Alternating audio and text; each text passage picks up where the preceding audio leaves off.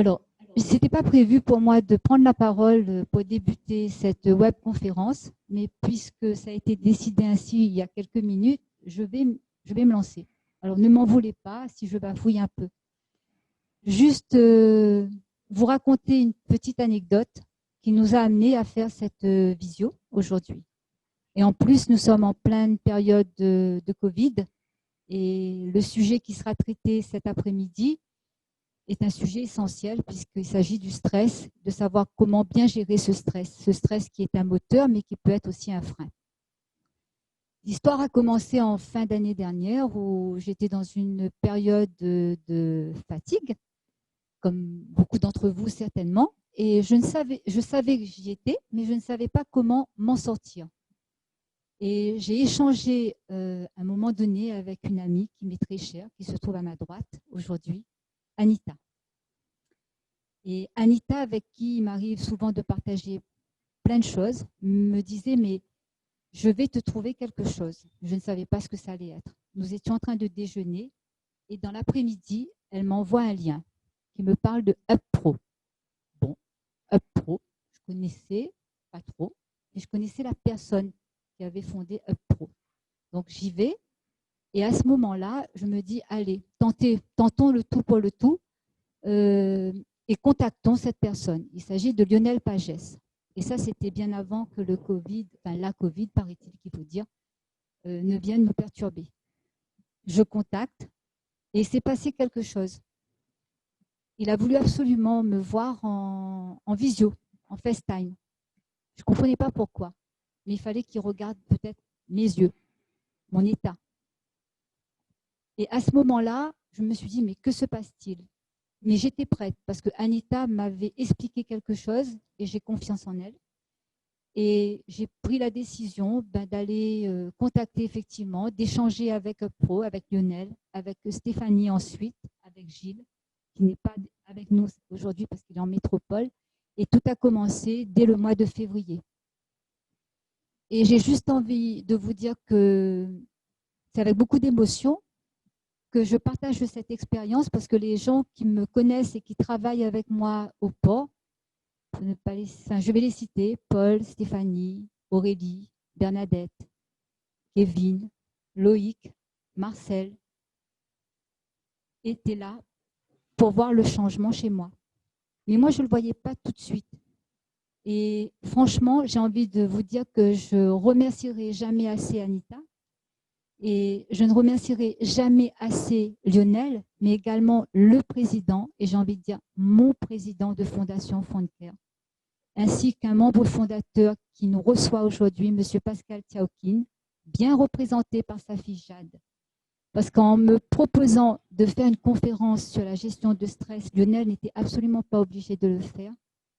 J'ai eu juste envie de partager avec vous tous.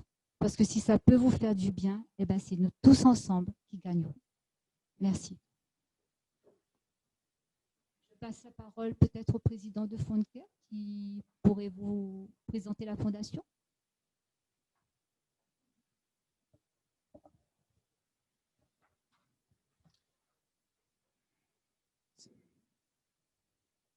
Bonjour à tous.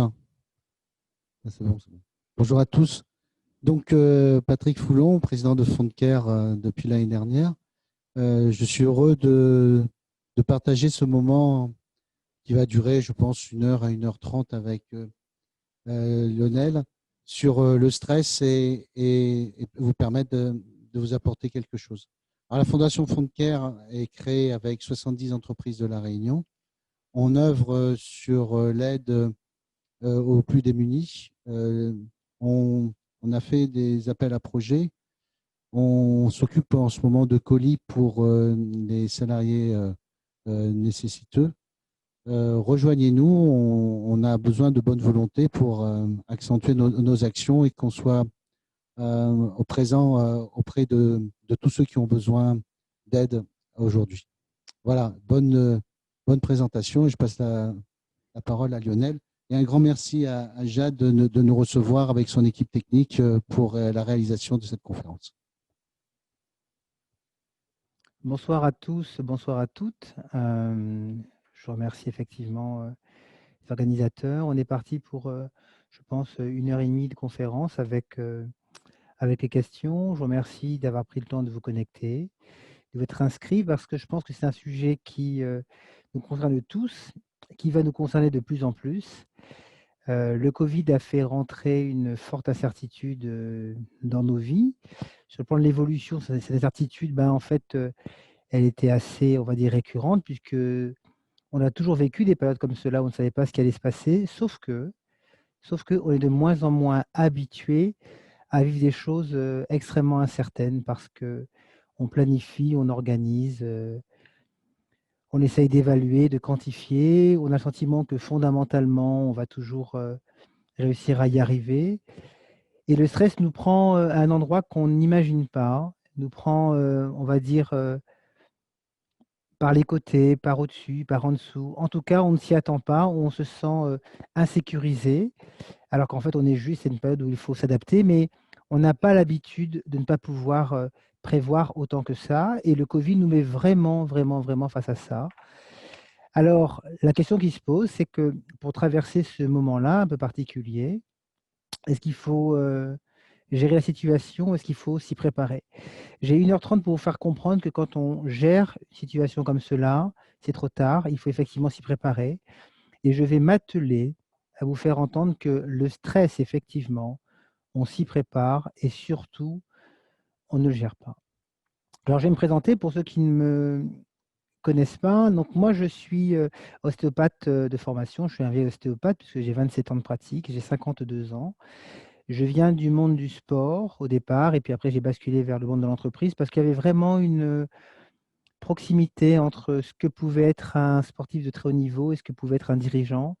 Même mindset, même poursuite des objectifs, même capacité à monter le niveau quand il le faut. Mais il y a une grosse différence, c'est que autant le sportif est préparé au stress, autant le dirigeant ou le cadre dirigeant ne considère pas du tout le stress comme quelque chose de physique, mais uniquement comme quelque chose de psychologique. Donc, on va longuement en parler. Je suis expert judiciaire en ostéopathie, je suis expert en prévention des risques psychosociaux, donc je suis un professionnel du stress au travail. Et j'ai une formation scientifique, je suis passé par les classes préparatoires, par une école d'ingénieur en chimie, je suis biochimiste de formation et toute une expertise sur la physionutrition.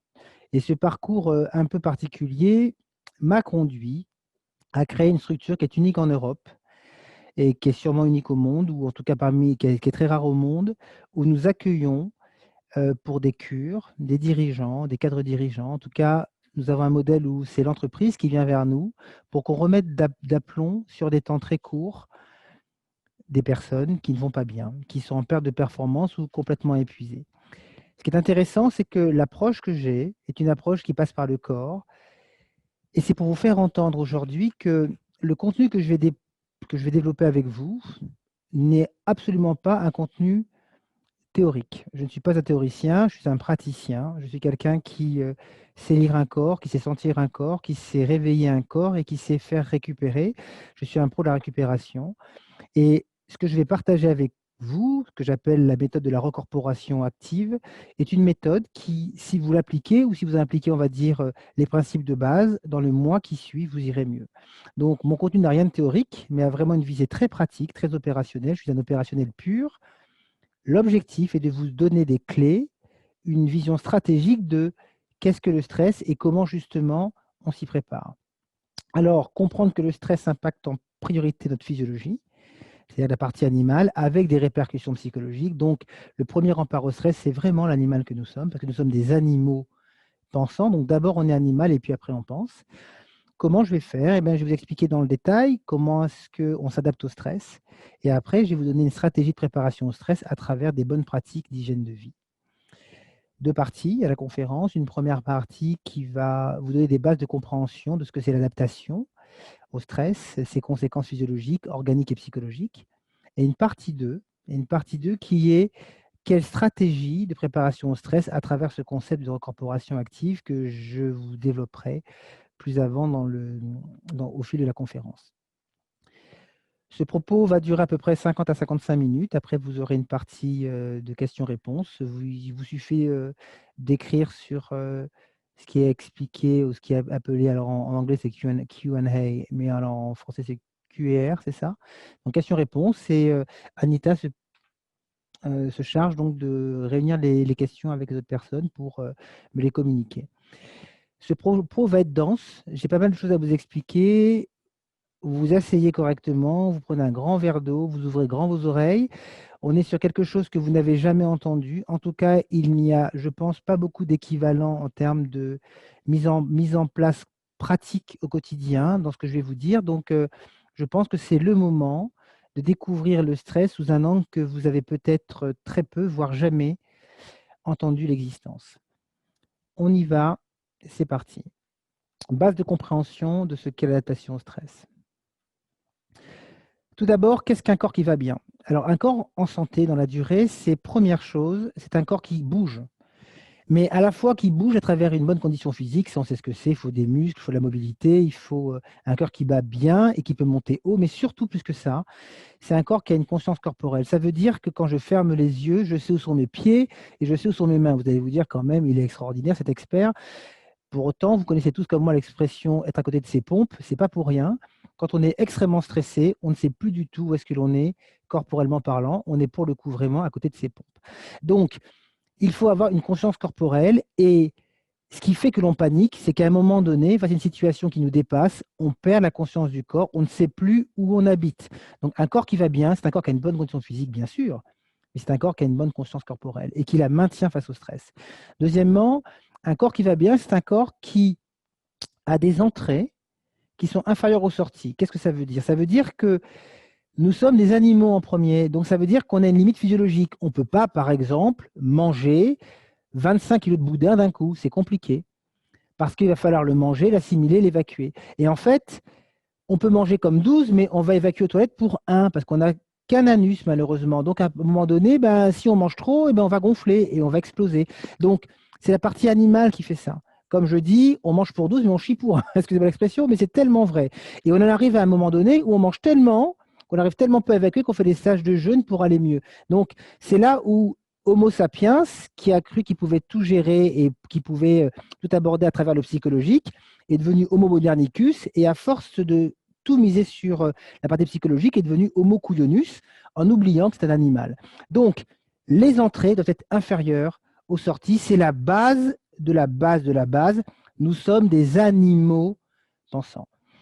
Et parce qu'il y a une partie animale, ça veut dire que, étant le fruit de 3,5 milliards d'années d'évolution, étant ce fruit de l'évolution, nous avons dû, pour survivre, mettre en place un système physiologique qu'on appelle l'homéostasie. Ça veut dire que l'animal que nous sommes va tout faire, absolument tout faire, pour assurer, d'une façon ou d'une autre, sa régulation, pour assurer sa survie.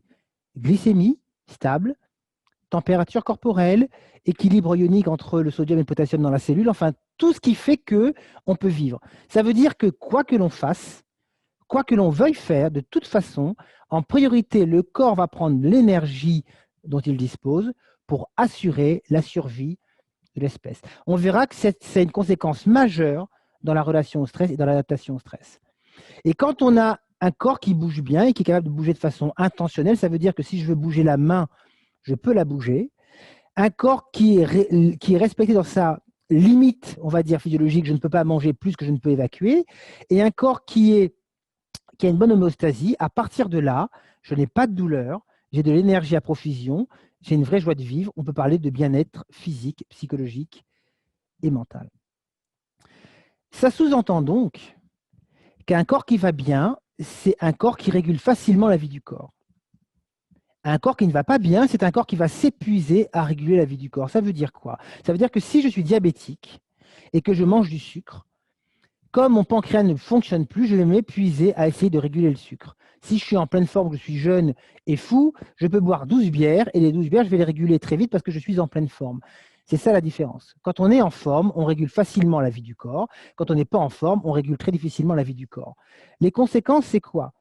C'est que tout ce système-là, à un moment ou un autre, va être géré par le système nerveux qui va récupérer toutes ces différentes portes d'entrée. Le biologique a une action sur le système nerveux, l'émotionnel, le psychologique, le postural, le cognitif, le corps, tout ça va devoir être géré par le système nerveux. Et donc, d'une façon ou d'une autre, l'adaptation va reposer sur le système nerveux.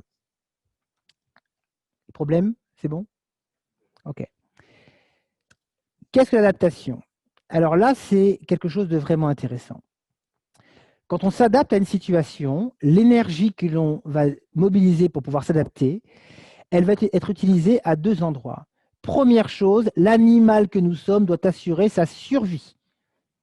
Ça veut dire que le corps va utiliser une partie de son énergie pour assurer les constantes biologiques. Jusque-là, vous suivez parfaitement. Une fois qu'il a assuré sa survie, il va devoir faire ce qu'il a à faire, réfléchir, le cognitif, tenir debout, le postural, parce qu'on est des êtres humains, donc on fonctionne debout et pas allongé sur le ventre, l'émotionnel, le psychologique, le physique. Ça, c'est l'interaction. Une personne qui va bien, vous voyez, c'est une personne qui est à gauche. C'est un corps sain. Ça veut dire quoi? Ça veut dire que j'utilise peu d'énergie pour réguler et j'ai une grosse partie de mon énergie qui va être utilisée à l'interaction. Ça veut dire que là, l'interaction, c'est mon niveau de bande passante. Ça veut dire que mon travail, que ce soit mon travail à la maison ou au boulot, il faut que ce travail que je fais, que la bande passante que me demande mon travail, ma vie quotidienne, il faut que ce soit inférieur à ma bande passante d'interaction. Sauf qu'avec le temps, ma régulation, quand je vieillis, ou quand je fais des excès au niveau alimentaire, ou que je ne prends pas soin de moi, que je dors mal, que je récupère mal, mon corps a de plus en plus de mal à réguler la vie du corps. Ça veut dire que pour maintenir ma glycémie, pour maintenir mon niveau de cholestérol, pour faire fonctionner ma thyroïde, c'est de plus en plus compliqué. Et l'énergie que je perds là, en régulation, je l'ai moins pour interagir. Sauf que mon travail, ma vie quotidienne, je dois l'encaisser, je dois l'assumer sur ma réserve d'interaction, sur ce qui me reste là. Vous comprenez bien que quand je vais bien, j'ai une bande passante importante, et plus le corps se fatigue, plus ma bande passante diminue.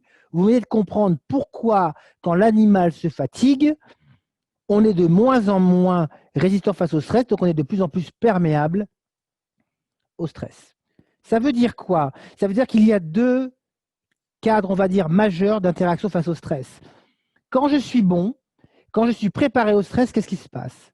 Eh bien, ma bande passante quotidienne est supérieure à la bande passante que me demande mon quotidien. J'ai donc de la réserve d'interaction. Ça veut dire quoi? Ça veut dire que je peux traiter, 5 à 6 problèmes majeurs là, et que si j'en ai 2 ou 3 qui me tombent dessus, je peux faire face. Là, je suis bon. Là, je ne souffre pas. Là, je suis confortable. Là, je suis préparé. C'est ça de préparer au stress. Quand vous êtes une troupe d'élite, quand vous êtes un athlète de trop niveau, il s'arrange toujours pour être là, pour pouvoir avoir de la marge. Comme disent les légionnaires, quand l'entraînement est difficile, l'entraînement c'est d'augmenter la bande passante là, la mission elle est facile. Quand l'entraînement est difficile, la mission est facile. Sauf qu'avec le temps, voilà ce qui se passe, c'est que quand je vieillis, ma régulation augmente. Quand je suis fatigué, ma régulation augmente. Quand je ne fais pas attention à moi, ma régulation augmente. Donc, mon interaction diminue et ma réserve d'interaction diminue au point qu'à un moment donné, j'ai juste la bande passante qui correspond à ce que je dois encaisser au quotidien. Et là, messieurs et mesdames, les problèmes commencent. Pourquoi? Parce que nous arrivons rapidement à une situation qu'on n'a pas prévue, la Covid pour le dirigeant fatigué, qui se retrouve à un moment donné à devoir gérer une situation complètement inattendue, qui va lui demander de mettre en l'espace d'un mois 100, 200, 300 collaborateurs au chômage partiel, et à partir de là, il va devoir bosser encore plus que d'habitude et faire travailler les équipes encore plus que d'habitude. Et d'un seul coup, la bande passante qui était déjà limite se retrouve dans le rouge. On passe d'une réserve d'interaction à une perte d'interaction. Ça veut dire qu'il y a moins de bandes passantes que le demande le quotidien. Vous comprenez tout ce que ça veut dire? Ça veut dire que là, la journée va être très longue et très compliquée. Alors ça tombe bien, il existe un phénomène qui s'appelle syndrome général d'adaptation ou stress, qui nous permet, quand on est en perte d'interaction, de récupérer de la bande passante. D'un seul coup, on se met à sécréter de l'adrénaline, un tas d'hormones qui vont nous aider à reprendre la main. Et donc de passer de l'étape 1, qui pourrait s'aggraver, à cette partie-là, d'un seul coup, on a des cartouches d'énergie supplémentaires qui nous permettent de retrouver de la réserve d'interaction. C'est pour cela que l'espèce animale que nous sommes a pu faire face à un moment donné au cours de son évolution à une bête sauvage ou à une personne, une tribu adverse. Il a fallu se battre pour sa survie et ponctuellement, j'ai trouvé les ressources en moi pour faire face grâce à cette réaction biochimique majeure qu'on appelle le syndrome général d'adaptation. Donc le stress, c'est un moyen de retrouver de la bande passante, sauf que on peut en retrouver de façon ponctuelle et aiguë, mais quand ça dure, le phénomène s'enraye et on n'arrive plus à repartir en arrière, on n'arrive plus à passer de perte d'interaction à réserve d'interaction, mais le système s'écroule et on voit que la régulation explose. Pourquoi? Parce que ce phénomène de stress, de syndrome général d'adaptation, ce phénomène biologique consomme une énergie monumentale et met le feu au corps. Donc si c'est ponctuel, ça va, mais si depuis des années vous êtes en perte d'interaction et que la bande passante du quotidien est supérieure en permanence à ce que vous pouvez encaisser, en gros, vous vivez chaque jour un véritable tsunami, vous vous retrouvez dans une situation où vous basculez du stress chronique qui est juste, je récupère des cartouches pour faire face, au stress, pardon, c'est des stress aigus, au stress chronique où j'ai plus de cartouches et je dois continuer à faire face. Et là, vous basculez d'une perte d'interaction mineure à une perte d'interaction majeure. Et là, les problèmes s'aggravent profondément. On va peu à peu vers l'épuisement qu'on appelle aussi burn-out. Alors voilà, vous venez de comprendre que le stress est un dérégulateur majeur qui, d'un point de vue hormonal, évolue comme cela. 3 phases au stress. Première phase, la phase d'alarme. Je vois un animal sauvage, je dois me battre, je dois faire face. Le corps libère une substance qu'on appelle l'adrénaline, minéralocorticoïde, qui, d'un seul coup, donne au corps une puissance extraordinaire. Je fais un bond de plusieurs mètres, je monte aux arbres comme je n'ai jamais monté les arbres de ma vie, je saute sur la bête sauvage, je la mords comme je n'ai jamais mordu. En gros, je me défends, j'ai une réserve d'énergie. C'est le stress aigu, c'est la phase d'alarme, ça dure 2 secondes. Cherchez pas, ça ne vous concerne pas. Ça ne concerne pas le dirigeant, ça ne concerne pas le cadre dirigeant, ça ne concerne pas la personne qui passe son temps à être sous la vague. Ça ne vous concerne pas, à moins que dans votre bureau, vous soyez en plus agressé par votre chef ou votre collaborateur. Là, effectivement, vous allez vivre un stress aigu dans un contexte de stress chronique. Mais ça, le stress aigu ne vous concerne pas. Le stress aigu ne concerne pas Homo modernicus qui passe son temps à essayer de gérer le stress parce qu'il n'y est pas préparé. Ce qui vous concerne, c'est le stress chronique. C'est la deuxième phase qu'on appelle la phase de résistance. Et là, vous ouvrez grand, très grand vos oreilles. Qu'est-ce qui se passe? En phase de résistance, une hormone va monter progressivement. C'est le cortisol, c'est la courbe rouge, c'est cette courbe-là. Le cortisol, c'est la cortisone naturelle. Ça veut dire que là, je sens mon corps. Et plus le cortisol monte, plus je sécrète un anti-inflammatoire majeur que tout le monde connaît. Et là, je me retrouve avec en fin de courbe, avec une sécrétion massive qui fait que là, je ne sens plus mon corps. Donc là, je suis étranger à moi-même et on va voir que ça a des conséquences majeures sur le fonctionnement par rapport à moi et par rapport aux autres. Au début du stress chronique, bonne nouvelle, j'ai un pic d'une hormone qu'on appelle la sérotonine, qui est un neuromédiateur, qui est l'hormone de la bonne humeur. Ça tombe très bien.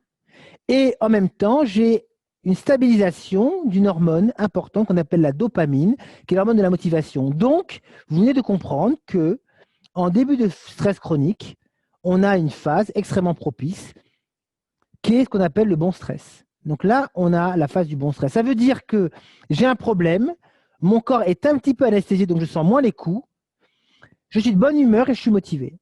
Donc le bon stress, c'est celui-là. Donc il faudrait réussir à, là je vais bien, j'ai un problème à gérer, je rentre là, je gère le problème et je ressors. Quand on est préparé au stress, on rentre là, on gère le problème et là on ressort. Mais que se passe-t-il quand on n'est pas préparé? Eh bien, on ne reste pas là longtemps et on bascule dans la phase dangereuse. Ça veut dire que le cortisol ne cesse de monter, la bonne humeur plonge et la dopamine plonge. Ça veut dire que je me retrouve, je ne sens plus mon corps, je suis de mauvaise humeur et je suis démotivé. En gros, je suis tout sauf fait pour travailler. Sauf que je suis chef de service, je suis cadre dirigeant, je suis dirigeant, je suis collaborateur, je dois faire mon boulot avec le moral dans les chaussettes. Comment je fais pour faire mon travail avec le moral dans les chaussettes comme cela? Eh bien, quand je suis là, quand je vais bientôt basculer en phase d'épuisement, je mets en place un personnage, une sorte d'avatar, le guerrier, le mode combat. Ça veut dire que d'un seul coup, je me crée un personnage qui va être comment au travail, qui va être souriant, qui va être motivé, qui va être enjoué, qui va être enthousiaste. Il n'y a que moi qui y crois, les autres peuvent y croire, mais fondamentalement, je suis complètement à côté de mes pompes parce que l'animal que je suis, lui, il gueule le contraire. Donc je suis à côté de mes pompes, je suis étranger à moi-même, mais je me persuade que je suis ce guerrier qui socialement est tellement intéressant. C'est tellement intéressant de croire qu'on va bien et c'est tellement intéressant de faire croire que l'on va bien. Alors je vous rassure, tout le monde a peur de nous, tout le monde se rend bien compte qu'il y a un problème et à la maison, eux, ils prennent cher. Parce que si vous ne le voyez pas et si moi je ne le vois pas quand je suis à côté de mes pompes, le mari ou la femme qui supporte ça, il le voit très bien et les enfants, ils en ont ras-le-bol. Parce qu'à la maison, on est juste insupportable. Donc on fait le kéké au boulot, à la maison, on emmerde tout le monde. C'est comme ça que ça marche. Et puis à un moment donné, on tient le coup, on fait comme on peut, et puis à un moment donné, tout s'écroule. Là, on avait mal nulle part. Et quand on demande aux gens qui sont là, avec le moral qui est là, mais comment tu te sens là? Ils vous disent tous, j'ai une patate en ce moment, je suis prêt à tout bouffer. C'est sûr, pour tout bouffer, ils vont tout bouffer, puisqu'ils vont, en fait, ils vont en gros exploser. Et quand ils explosent, ils passent de là à là. Là, je me croyais le roi du monde, j'étais à côté de mes pompes, mais j'y croyais. Et là, je ne suis plus le roi du monde. Et là, je suis toujours à côté de mes pompes. Sauf que là, j'avais mal nulle part et là, j'ai mal partout. Bienvenue dans le burn-out. Et comment vous dire, quand on est là, on réfléchit aussi vite qu'un poireau, là. Ça veut dire que là, on ne comprend plus rien. Ça veut dire que notre capacité cognitive, émotionnelle, relationnelle, notre capacité psychologique, d'un point de vue hormonal, du point de vue de l'animal, elle n'existe plus, on ne réfléchit plus. Et quand vous allez voir votre médecin que vous êtes là, on vous dit d'aller voir un psychologue, un psychothérapeute, un psychiatre pour vous aider à aller mieux, mais il se trouve que là, ils vont psychothérapier un poireau.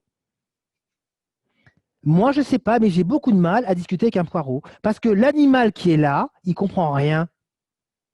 Donc, on fait un soutien psychologique à un non-humain qui vient de perdre son cerveau, parce que les neuromédiateurs, là, ils sont à côté de leur pompe. Alors, nous, ce qu'on a décidé de faire dans le centre que j'ai créé, près de Paris, qui est justement ce centre expert en prévention du stress, on s'est dit, avant de s'intéresser aux pensants, on va s'intéresser à l'animal. Et on va permettre aux gens de sortir de ce truc-là, de revenir, de se calmer d'un point de vue nerveux et de permettre aux neuromédiateurs de remonter. Et ça passe pas du tout par le psychologique.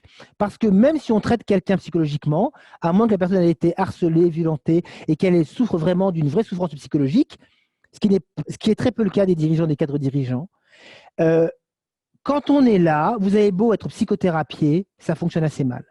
Par contre, si vous arrivez à calmer le sentiment de menace profond qui a activé le mécanisme de stress et que vous sécurisez la personne et que vous calmez le feu biologique et hormonal qui s'est installé, vous permettez à la personne de remonter sur le schéma, de passer du mauvais stress au bon stress, d'où la marque ActiStress, activer le bon stress.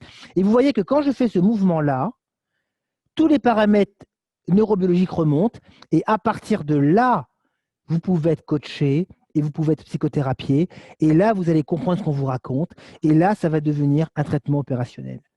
On ne peut pas traiter un poireau parce que nous sommes fondamentalement des humains. Alors, bon stress, mobilisation massive du sucre pour apporter de l'énergie. Bon stress, bonne humeur. Bon stress, motivation. Bon stress, système sensorimoteur en éveil. Ça veut dire que mon corps, mes sens, mes yeux, mes oreilles, mon langage corporel, il a envie d'y aller. J'ai envie d'y aller pour relever le défi. J'ai envie d'explorer. Je suis prêt à l'effort. Je suis prêt à la difficulté. Je me sens fort. C'est ça le bon stress. C'est ce qu'on a vu juste avant. C'est la partie verte. Mauvais stress. Épuisement physique majeur. Épuisement des réserves biologiques. Épuisement des neuromédiateurs. Je suis un poireau. Feu biologique massif parce que le cortisol, quand il s'installe, il bouffe toutes les réserves. Le sélénium, le chrome, le zinc, le magnésium, tout flambe. On n'a plus rien, on est à poil. Et pourtant, on joue au cake. Et en même temps, altération du microbiote. La flore intestinale, elle est massivement dégradée. Fatigue nerveuse, fatigue psychologique. Bienvenue chez Homo modernicus, alors qu'on est fondamentalement fait pour vivre une fatigue physique. Et enfin, le stress crée une amnésie sensorimotrice. Qu'est-ce que ça veut dire? Ça veut dire que je suis anesthésié à cause du cortisol, qui est un anti-inflammatoire. Et comme je me lève le matin en me disant « Allez mon gars, accroche-toi, il faut que tu ailles travailler, tes collaborateurs t'attendent, ta famille a besoin de toi parce qu'il faut que tu gagnes ton salaire », je me lève comme un robot, je me lève à la motivation, je me lève comme un petit soldat, je marche comme un robot, je tire les épaules vers le haut, je serre les dents, je serre les fesses, je serre tout ce que je peux. Je suis aussi mobile qu'un menhir avec le cortex d'un poireau. Franchement, ça va être compliqué de vivre. Ça va être très compliqué de vivre. Et tous les gens qui sont burn-out vous expliquent cela.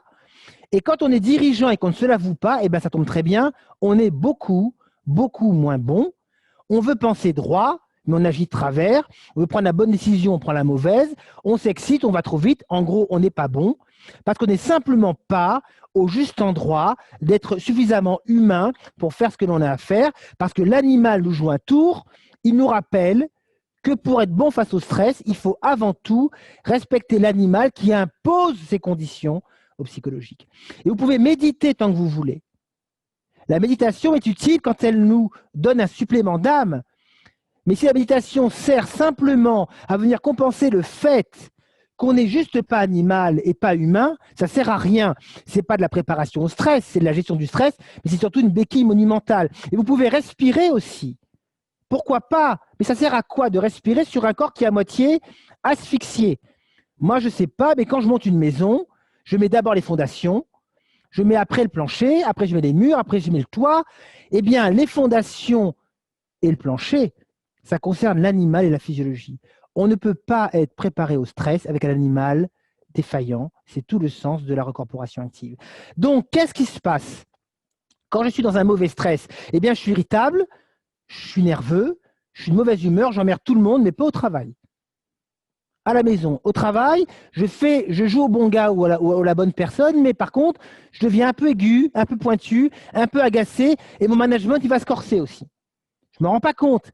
Mais quand je dis à quelqu'un avec la mâchoire serrée, les dents serrées, et puis les épaules bloquées, que tout va bien se passer, c'est bizarre, mais il a un peu de mal à le croire. Et je vous assure, c'est très difficile de faire confiance à un manager qui est étranger à lui-même. Parce que la communication entre deux personnes, elle est essentiellement non verbale, elle est à 90%, à 80% non verbale. Ça veut dire que l'animal que nous sommes, il a besoin de sécurité pour entrer en relation. Donc si mon manager ou mon dirigeant ou mon collègue de travail me regarde la mâchoire serrée, sans respirer, avec les fesses serrées, et me dire « t'inquiète pas, je vais te soutenir », c'est bizarre, mais je ne me sens pas tout à fait à l'aise. Le cerveau peut y croire, mais l'animal, il n'y croit pas. Et ça, dans les entreprises, cette répercussion du stress qui n'est pas vu, qui n'est pas conscientisé, qui est caché, ça coûte des millions d'euros. Et ça va gripper tout le process, simplement parce que la personne qui va mener une équipe, elle n'est pas à sa place et elle va induire un stress caché. On n'est pas en sécurité, donc on peut du coup beaucoup moins travailler, simplement parce que j'ai oublié que je ne suis pas une tête à deux pattes et que même si je crois que je peux être autre chose, je ne suis pas à la hauteur de ce que je peux faire parce que je ne suis même pas en capacité neurophysiologique de le faire. Vous ne gagnerez pas contre l'animal, ça ne sert à rien, vous ne gagnerez pas. Alors, un exemple de l'animal, vous voyez le tryptophane, c'est une substance qui permet de conduire à la sérotonine, la bonne humeur, et la mélatonine. Ça, c'est la voie rêvée, quand ça va bien. Eh bien, le tryptophane, quand on est stressé, il prend une autre voie. Et il prend une voie qui conduit à une neurotoxicité. Autre chose, quand je suis hyper stressé, eh bien, je développe une mauvaise flore bactérienne qui va bouffer mon tryptophane. Vous voyez, ça n'a rien à voir avec le psychologique. C'est l'animal qui prend la main. Ça veut dire que je mange un truc et c'est utilisé à autre chose. Pourquoi je vous parle de ça? Parce que quand on est stressé, figurez-vous qu'il y a assez peu de gens stressés qui vont vous dire « Ah là, je suis hyper stressé, il me faut des brocolis ». C'est assez rare en fait. Quand on est stressé, on ne mange pas des brocolis. On mange plutôt des chouquettes, on mange des Twix, on mange un tas de trucs, mais on ne mange pas des brocolis. Ça veut dire que le marqueur principal du stress quand on est stressé, c'est la compensation qu'on met en place. On mange n'importe quoi, on a des pulsions sucrées, on boit des coups le soir pour se calmer, ou alors on est en mode projet en permanence, on ne peut travailler que sous stress pour toujours avoir besoin de faire quelque chose d'autre, parce que si on s'arrête, de toute façon, on ne redémarre plus, donc on ne s'arrête jamais. Et quand on arrive le soir à la maison, eh bien, on refait le plafond, le jardin, le toit, et en vacances, on bouge partout, parce que fondamentalement, on ne prend jamais le temps de se poser, parce que si on se pose, on ne redémarre plus. Donc là, on parle des compensations. Eh bien, la compensation alimentaire, c'est une compensation importante. Sauf que ce que l'on mange, eh bien, le corps ne sait même plus l'utiliser. Autre chose que je voulais vous montrer, avec le mauvais stress, c'est que si vous voulez vraiment savoir si quelqu'un est stressé, qu'est-ce que vous allez poser comme question? La première chose, il faut lui demander quel est son sommeil. Si le sommeil a lâché depuis maintenant plusieurs mois, 1 an ou 2 ans, cherchez pas, il est cuit depuis longtemps. On est fait pour récupérer. Et le seul moment où on peut récupérer, c'est le moment où on dort. Donc si votre sommeil il a sauté, que vous avez du mal à vous endormir, que vous avez du mal à vous réveiller ou que vous vous réveillez plusieurs fois, sauf pour aller faire pipi chez les garçons après 50 ans, ça s'appelle la prostate, pas le stress. Si c'est ce truc-là, vous êtes cuit depuis longtemps. Si vous n'arrivez pas à vous poser 30 secondes sur votre chaise, et que votre femme ou votre mari dit calme-toi, on dirait un marsupilami, et que vous dites non, je suis simplement quelqu'un de péchu et je viens de faire des choses, cherchez pas, vous êtes cuit aussi depuis longtemps. Oui, tout à fait. Petit sondage, répondez. Avez-vous des problèmes de sommeil, oui, non, et donc on aura le retour du sondage. Bon, je réponds aussi. Hein. Alors, marqueur de stress, sommeil, très important. Deuxièmement, compensation. Est-ce que j'ai besoin de mon alcool? Est-ce que j'ai besoin de prendre 8 cafés par jour? Est-ce que j'ai besoin de manger sucré? Est-ce que j'ai besoin de me faire plaisir en permanence? Ou alors, j'ai un boulot de dingue, mais de dingue. Et quand je rentre à la maison, je trouve rien de mieux à faire que de dire à mon épouse, à mon mari, écoute, je crois que je vais prendre la présidence du club de foot local, parce qu'ils ont besoin de moi. Et on me regarde avec des yeux ronds en disant, mais attends, tu n'as déjà pas le temps de pisser, tu vas faire comment? Le mode combat et le mode projet, c'est un gros marqueur de stress. Donc, si votre mari ou votre femme vous dit ça, cherchez pas, il est surcuit. C'est-à-dire que là, c'est même pas cuit, c'est carbo. C'est la politique de l'autruche et c'est la politique de la boule qui dévale en fait la pente et qui va au carton. Alors, oui, 60% non, 40% oui. Bon, bah écoutez, il y a des mi-cuits et peut-être des cuits qui s'ignorent. Voilà. Alors, je continue. Partie 1, c'est fini. Partie 2, si vous voulez bien, on va regarder qu'est-ce que l'on peut faire pour reprendre la main. C'est des conseils directement opérationnels. Allez, si vous en appliquez 2 ou 3 dans le mois qui suit, vous commencez à aller mieux. C'est pas du tout une théorie. Ce que je vous dévoile là, c'est vraiment comment nous faisons au Centre Actistress près de Paris pour permettre en 3 jours, 2 jours, étalés sur 1 mois, 1 mois et demi, de récupérer quelqu'un qui est totalement cuit et de le rendre à l'entreprise, en général à un niveau de performance que lui-même n'a jamais connu de sa vie. On n'a pas un exemple, on n'a pas 2 exemples, on en a, je veux dire, des dizaines et des dizaines. Le corps sait parfaitement faire avec le stress. Le stress est un ressort de la pression évolutive. On en a eu besoin toute notre évolution et c'est pour cela que l'espèce Homo est là. Donc, on vient du stress. On a survécu parce que justement, on a traversé ces moments où il y avait du stress. Donc, le stress n'est absolument pas à proscrire. Il faut simplement y être préparé. Sinon, on ne passe pas la barrière. On y va. Accrochez-vous. Prenez un peu d'eau. On attaque maintenant la stratégie de la préparation au stress. Je vais vous expliquer en quoi consiste le concept de recorporation active. Je bois un coup. Première chose, le stress au niveau de l'animal, c'est faire face. Le stress au niveau de l'animal, c'est se préparer au combat. Le stress au niveau de l'animal, c'est de devoir affronter une situation massive et mettre en route ce syndrome général d'adaptation. Ça veut dire quoi? Ça veut dire que je brûle du sucre pour monter mon énergie pour faire face. Le stress est un effort physique majeur. Donc, si vous allez juste promener votre chien tous les soirs, petit chien, petite marche, et vous avez un boulot qui est un gros boulot, vous êtes dans la merde, il n'y a pas d'autre mot. Parce que vous n'avez pas le niveau de préparation physique pour encaisser le boulot que vous avez. Alors bien sûr, vous avez de l'expérience, il n'y a pas de problème. Bien sûr, vous avez du recul, il n'y a pas de problème. Bien sûr, mais à un moment donné, quand le Covid vous tombe dessus, avec toute l'expérience que vous avez, vous n'avez pas le niveau de préparation physique pour encaisser la dose majeure d'hormones qu'il faut mobiliser et surtout la préparation physique que le corps doit avoir pour pouvoir encaisser les déchets qui sont créés par l'effort physique produit par le stress. Je m'explique. Quand on fait un effort physique, on libère des radicaux libres et on libère de l'inflammation. Le corps doit être capable, très rapidement, quand on est habitué à l'effort physique, de venir capter ces radicaux libres. Il a donc des réserves antioxydantes et il a des réserves aussi anti-inflammatoires. Ça se prépare en faisant du sport, en montant l'intensité, en faisant du cardio, entre autres. Si vous ne faites aucun cardio et vous faites que du yoga, c'est très bien, mais ce n'est pas suffisant. Alors j'entends certains qui vont dire ça tombe bien, je fais du trail, mais attention, si vous faites trop de courses et trop de cardio, vous vous cuisez aussi parce qu'on rentre dans le stress chronique. Donc il va falloir trouver le juste milieu. Mais vous ne pouvez pas subir un stress massif si vous n'avez pas un cœur qui est capable de monter dans les tours. Quand on est stressé, le cœur il se met à battre. D'ailleurs, il y a des personnes, quand elles ont un coup de stress, elles tombent dans les pommes. Pourquoi? Elles ne supportent pas l'effort physique et physiologique que demande le stress. Donc, règle numéro 1, on se prépare physiquement, on court dans les côtes, on fait des burpees, on fait des squats sautés, on fait du rameur, on fait de la corde à sauter, on fait du hit, on va voir ce que c'est. On fait monter le cœur, c'est absolument impératif.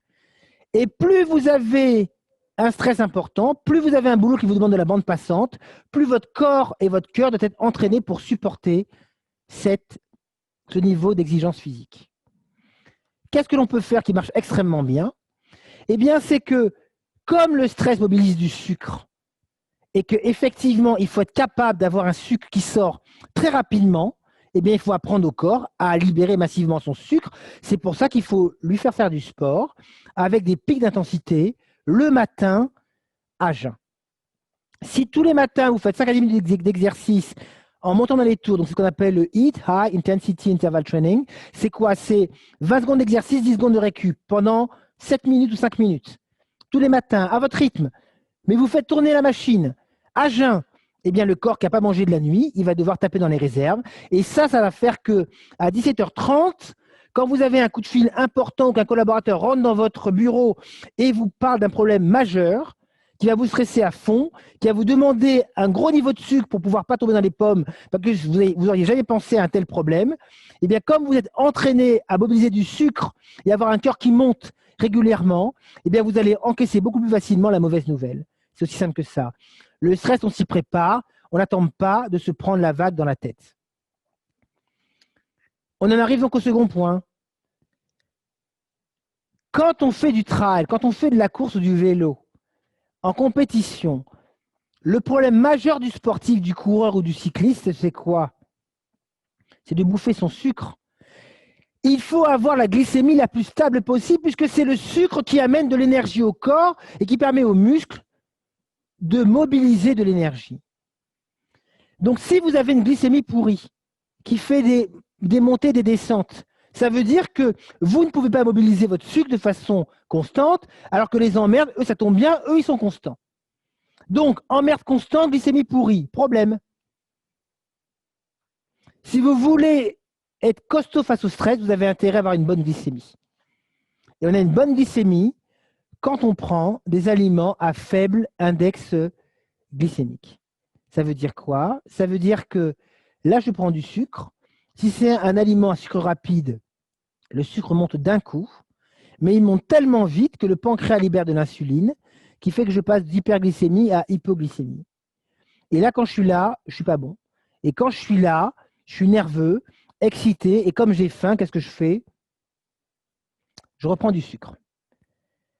Donc, là, je me sens le roi du pétrole, là, je me sens le dernier des mauvais. Donc, en fait, je ne suis pas bon. Là, index glycémique moins élevé, mais je crée quand même une hypoglycémie légère. Alors que si j'arrive à être sur la courbe verte, le sucre monte doucement, mais diminue doucement, et là, je ne crée pas d'hypoglycémie. Si vous voulez résister au stress, vous avez vraiment intérêt à choisir des aliments qui vous mettent sur la courbe verte. On y va. Les voilà. Tout ce qui est à droite, pommes de terre, pain blanc, tout ce qui est raffiné, galettes de riz, mesdames, pour pouvoir perdre du poids. C'est le meilleur moyen de se faire un gros derrière, là. Ça ne marche pas du tout. Les dattes, les pâtes blanches, les biscuits, les céréales sucrées, tous ces trucs-là qui sont raffinés, il faut laisser tomber avec une mention spéciale et une spéciale dédicace pour la baguette blanche, pas celle à gros trous, pas la baguette tradition, mais l'autre. Une baguette de pain, c'est 25 sucres. Si vous faites le midi, allez, un sandwich, un tiers de baguette, un sandwich classique jambon beurre avec un coca et une tartelette, vous êtes à 35 sucres. Menu Big Mac, 52 sucres.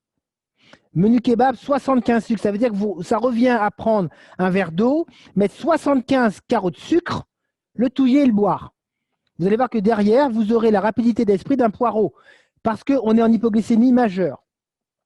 Donc, on évite considérablement de manger ça la veille d'une réunion, à moins que vous alliez chez le primeur. Effectivement, là, entre poireaux, vous allez vous comprendre. Mais en fait, quand vous êtes là en bouffant du sucre, vous êtes très, très mauvais parce qu'on n'est pas du tout fait pour bouffer autant de sucre.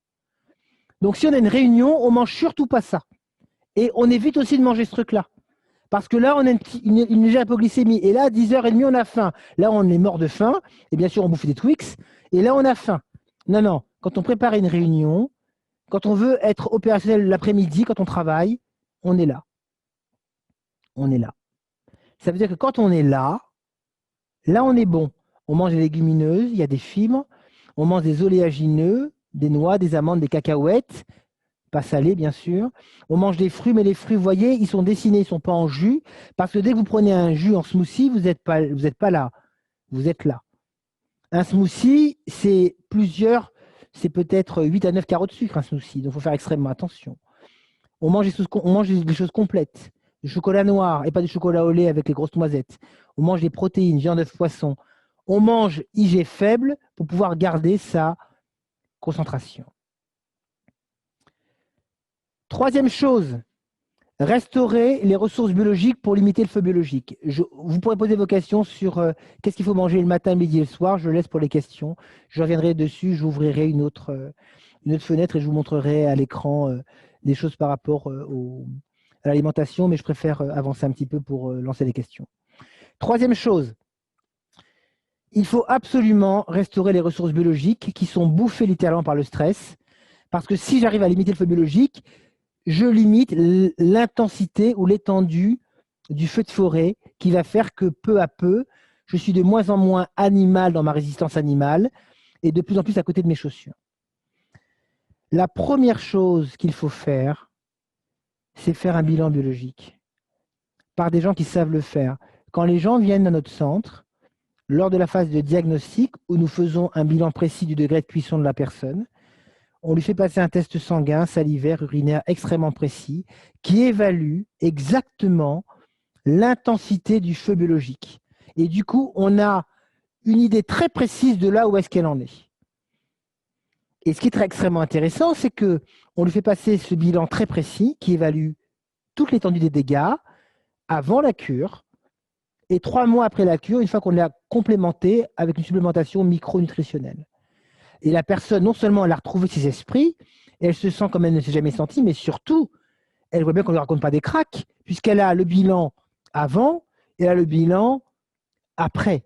Et elle voit qu'on a rétabli la barre. Mais pourquoi c'est important? Parce que le stress, à cause du cortisol qui installe une inflammation majeure, en tout cas dans la phase de montée, fout en l'air le système immunitaire complètement, parce que le cortisol est un immunosuppresseur. Et au moment où le cortisol s'effondre en phase d'épuisement, il laisse le corps totalement déprimé au niveau de l'immunité. C'est la porte d'entrée de tous les emmerdes et des cancers. C'est pour ça qu'une des portes d'entrée principales des cancers, c'est le stress chronique. Donc, à quel endroit vous êtes du stress? Est-ce que vous le savez vraiment? Tout dirigeant, à mon sens, devrait faire à partir de 35 ans, 40 ans, s'il est soumis à un gros stress, tout cadre dirigeant, s'il peut le faire, devrait faire un bilan biologique. Surtout quand il travaille 8 à 10 heures par jour, en y mettant toutes ses tripes. Parce qu'il y a un vrai risque majeur d'avoir un problème de santé. Et c'est pour cela que de plus en plus de personnes meurent dans les 3 ans de la retraite. Nous avons perdu mon comptable, on a perdu notre comptable il y a 8 jours ou 9 jours. Ça fait 1 an ou 2 ans que je lui dis, vous n'allez pas bien, faites attention à vous. Il me dit, je ne me suis jamais senti en pleine forme, tout va bien. Il ne prenait jamais de vacances depuis des années. On l'a vu le vendredi lors des bilans. Le dimanche, il était mort. Crise cardiaque, 57 ans. Combien de personnes parmi vous s'est retrouvées avec un ami, une amie, au moment de la retraite, où ils n'ont jamais vu leur retraite? Ils ont fait 6 mois, ils circulaient, il n'y a rien à voir. À cause du cortisol qui a foutu à leur système immunitaire, qui a installé une inflammation de bas grade majeure, qui a peu à peu foutu en l'air tous les organes et laissé la place à un problème de santé majeur, AVC, problème cardiaque, tumeur. Voici le résultat du stress quand il est juste géré et qu'on est étranger au fait que c'est l'animal qui est en première ligne et que les personnes tiennent le coup au cours de leur carrière professionnelle sur la tête en mode combat. C'est une tête en mode combat et en mode survie. Et au moment où elles peuvent enfin avoir les fruits de leur travail, elles se retrouvent face à un animal qui a été foutu à poil dans ses réserves les plus profondes et qui est incapable de faire face aux dégâts qui ont été causés parce que la tête a couvert le hurlement de l'animal et que la personne n'a jamais voulu entendre combien était stressée parce qu'elle n'écoutait jamais ses proches qui, eux, bien sûr, l'avaient bien remarqué. Comment est-ce que l'on fait pour restaurer les bases biologiques favorables, j'ai envie de dire, à la limitation du feu biologique? Première chose, vive les bases. Les bases, c'est tout ce qui est alcalin, c'est les fruits, c'est les légumes, tous les jours, à tous les repas. C'est limiter la viande rouge. La viande rouge, c'est 1 fois par semaine, parce que le fer, c'est oxydant. Privilégier les œufs bio, la viande blanche, les poissons, les crustacés, les protéines végétales et respecter une règle importante, autant d'animal que de végétal. Essentiel.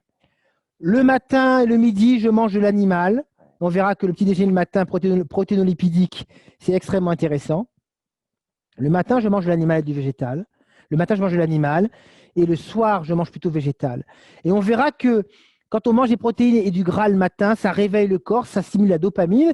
Et quand on mange des fibres le soir, des légumes avec des féculents de bonne qualité, ça amène au sommeil, on en parlera tout à l'heure. Donc, privilégier les modes alimentaires qui sont alcalinisants, ça veut dire qu'ils sont essentiellement porteurs de fruits et de légumes, donc de base, de magnésium, de calcium, de potassium. Et ça, il y en a dans les légumes, il n'y en a pas dans les pâtes, il n'y en a pas dans la viande. Deuxième chose, vive les antioxydants. Vous les avez, mangez coloré, mangez des tomates, mangez de la salade, mangez du concombre, mangez des aubergines, mangez du chou. Le chou, c'est la vie. Vous aurez des gaz peut-être, mais vous aurez des gaz heureux. Donc tant mieux. Mangez du brocoli. Le brocoli, c'est essentiel. L'acide folique, c'est essentiel. On a besoin de vitamine C, on a besoin d'antioxydants pour pouvoir faire face. De l'huile d'olive de bonne qualité, on la met au frigo. Si elle dépose au frigo, c'est que ce n'est pas de l'huile d'olive de bonne qualité. Des oléagineux, il faut absolument manger. Il faut manger des noix du Brésil, c'est essentiel. 5 noix du Brésil par jour, c'est plein de sélénium, c'est bon pour le cerveau. Et des fruits rouges, dès qu'on peut en manger. Les antioxydants captent les radicaux libres qui sont créés par le fait qu'on brûle du sucre en grande quantité parce qu'on est stressé. C'est les radicaux libres qui font vieillir, qui fait que quand on est stressé, qu'on a 40 ans, on en paraît 60. C'est à cause de ça. Voici des aliments riches en antioxydants. Le thé vert, l'huile d'olive, les fruits rouges, l'ail, les pommes, le chocolat noir, le vin, allez. Maintenant, il faudrait boire 50 litres de vin pour avoir un vrai effet antioxydant. À 50 litres, on est surtout alcoolique. Épinards, brocoli, oignons, tout ça, c'est des antioxydants. Il faut absolument les privilégier. Pourquoi je vous mets ça? Regardez. Je voulais vous expliquer que pour faire de la dopamine et de la sérotonine, qui sont l'hormone de la motivation et l'hormone de la bonne humeur, il faut absolument avoir des entrées en tryptophane et tyrosine qui sont des acides aminés. Donc ça vient de la viande, des produits laitiers, des œufs, du poulet, voilà. Ça vient des protéines. Eh bien, pour que vous transformiez ça en ça, il faut que vous ayez ça. Je vous laisse lire, il faut du fer, du zinc, du magnésium et des vitamines du groupe B. Ça veut dire que si vous mangez que des pâtes, du pain et de la pizza, cherchez pas. vous mangez de la viande, mais vous n'aurez jamais le niveau de dopamine et de sérotonine. Ça veut bien dire que l'aspect psychologique est directement et intimement lié à la qualité de la nutrition de l'animal. Autre chose, pour limiter le feu biologique, eh bien, il faut éliminer. Il faut qu'on ait un foie qui fonctionne bien, il faut qu'on ait des reins qui fonctionnent bien, il faut qu'on ait des poumons qui fonctionnent bien, un côlon qui évacue les matières fécales et une peau qui sue bien. Donc, voici venu le temps de l'hygiène émonctorielle. Chaque organe noté là est un émonctoire. Ça veut dire quoi? Ça veut dire que si je bois trop de soda et trop d'alcool, mon foie, je le bloque. Si je bois pas d'eau, mes reins, je les bloque. Si je fais pas de sport, mes poumons, ils circulent pas vraiment. Si je mange que des choses où il n'y a pas de fibres, je suis constipé. Et si je fais pas de sport, je suis pas. En gros, je suis dans là. Je vous laisse faire la suite. Pourquoi? Parce que je mange plus que je n'évacue. Et ce que j'ai, je l'évacue pas. Eh bien, ce défaut d'évacuation crée un stress majeur pour le corps. On a vu, premièrement, faire du sport. Deuxièmement, on a vu préserver sa glycémie, en tout cas la stabiliser au maximum. Troisièmement, on a vu qu'il faut absolument se ressourcer, refaire ses réserves pour amener au corps dont il a besoin pour faire face au stress. La quatrième chose, il faut absolument avoir un bon écosystème intestinal. Il faut avoir une bonne flore. Cette flore, on la préserve quand on mange des légumes et quand on prend des oméga 3. Et quand on a une flore qui est nourrie par des légumes et par des fibres et qu'on a un bon mucus qui est une couche épaisse qui on va dire, qui tapisse la muqueuse intestinale, eh bien, ça donne un bon système immunitaire. Voici ce qui agresse le microbiote. Les médicaments, le stress, la junk food, les toxines, les polluants, la ménopause, le sport intensif, les infections bactériennes, trop d'alcool, tout ça agresse littéralement la flore intestinale. Pour cela, qu'est-ce qu'on peut faire? Des oméga 3. Voici sur l'écran, et je vous invite à prendre la photo de ce qu'il faudrait manger en oméga 3 par jour et par semaine pour être en pleine forme. Est-ce qu'on peut lancer le sondage? Donc, on va lancer un petit sondage pour savoir où est-ce que vous en êtes à ce niveau-là. Les oméga 3. Il faudrait manger 2 cuillères d'huile de noix ou de colza par jour, ou 8 à 10 noix par jour. Et 3 fois par semaine, des poissons gras de petite taille, sardines, maquereaux ou harengs. Si vous ne mangez pas ça par semaine, vous n'avez pas votre bon niveau d'oméga 3 et c'est un problème majeur pour la conduction nerveuse et pour votre préparation au stress. Autre chose, ce qu'on ne sait pas, il y a 2 types de flore dans le corps. Intestin grêle et côlon, moitié du côlon, moitié ascendante. Flore de fermentation. Cette flore-là est nourrie par les fibres. Il faut manger des fibres régulièrement. Quand vous mangez des fibres et que vous les mâchez, elles se mélangent à votre flore intestinale et elles calment la glycémie, elles calment le système nerveux. En gros, quand on a un intestin tranquille, on réfléchit beaucoup mieux. Quand on n'est pas bien au niveau du bidon, on dit c'est bizarre, mais il a l'humeur d'un constipé, et on dit va aux toilettes, tu seras de meilleure humeur. C'est pas pour rien qu'on dit cela, c'est quand on est constipé, ben on emmerde tout le monde. Voilà. Donc, à droite, c'est la flore verte, c'est la flore de fermentation. À gauche, c'est la flore de putréfaction, celle qui gère les protéines. Quand je ne mange pas de fibres, la flore rouge contamine tout le côlon et l'intestin grêle. Cette flore rouge, c'est elle qui est responsable des cancers du côlon. Et c'est elle qui est profondément pro-inflammatoire. Si vous ne mangez que de la viande, que des pâtes et pas de fibres, ne cherchez pas. Vous avez une flore pourrie, vous aurez forcément des problèmes de stress et d'inflammation. Et là, directement, vous impactez vos années de vie dans les années à venir parce qu'on n'est pas fait pour manger que des pâtes et de la viande. Nous sommes des omnivores et nous avons essentiellement besoin de fibres. Je ne suis pas en train de dire qu'il faut être végane ou végétarien, ce n'est pas du tout ce que je veux dire. Mais la base de l'alimentation pour l'animal que nous sommes, c'est les fibres en priorité, des glucides complexes, du bon gras et des protéines de bonne qualité. On a bientôt fini. Je passe cela. 5e chose, après la qualité de la flore, juste avant d'aller sur le système nerveux, une fois que je fais attention aux fibres, je peux prendre ce qu'on appelle des probiotiques pour aider la flore intestinale. On en parlera si possible dans vos questions si vous le souhaitez. 5e chose, il faut apprendre absolument à désaturer le système nerveux. Nous rentrons dans la phase qui, à mon sens, est la phase la plus importante. Parce que même si vous mangez bien, si vous n'arrivez pas à mettre en place la 5e partie, vous aurez des soucis. Je m'explique. Le repos n'est pas la récupération. Quand on est saturé nerveusement, quand le corps est en mode marsupilami, quand le corps est épuisé et ne tient que par le fonctionnement de la tête, le repos ne se transformera jamais en récupération. Quand on est soumis à un bon stress, quand on va courir, quand on fait une activité physique intense, quand on va faire une marche dans le cercle de Mafat à monter et à descendre, quand on évolue au grand air, on stresse le corps positivement, on l'oblige à faire un effort.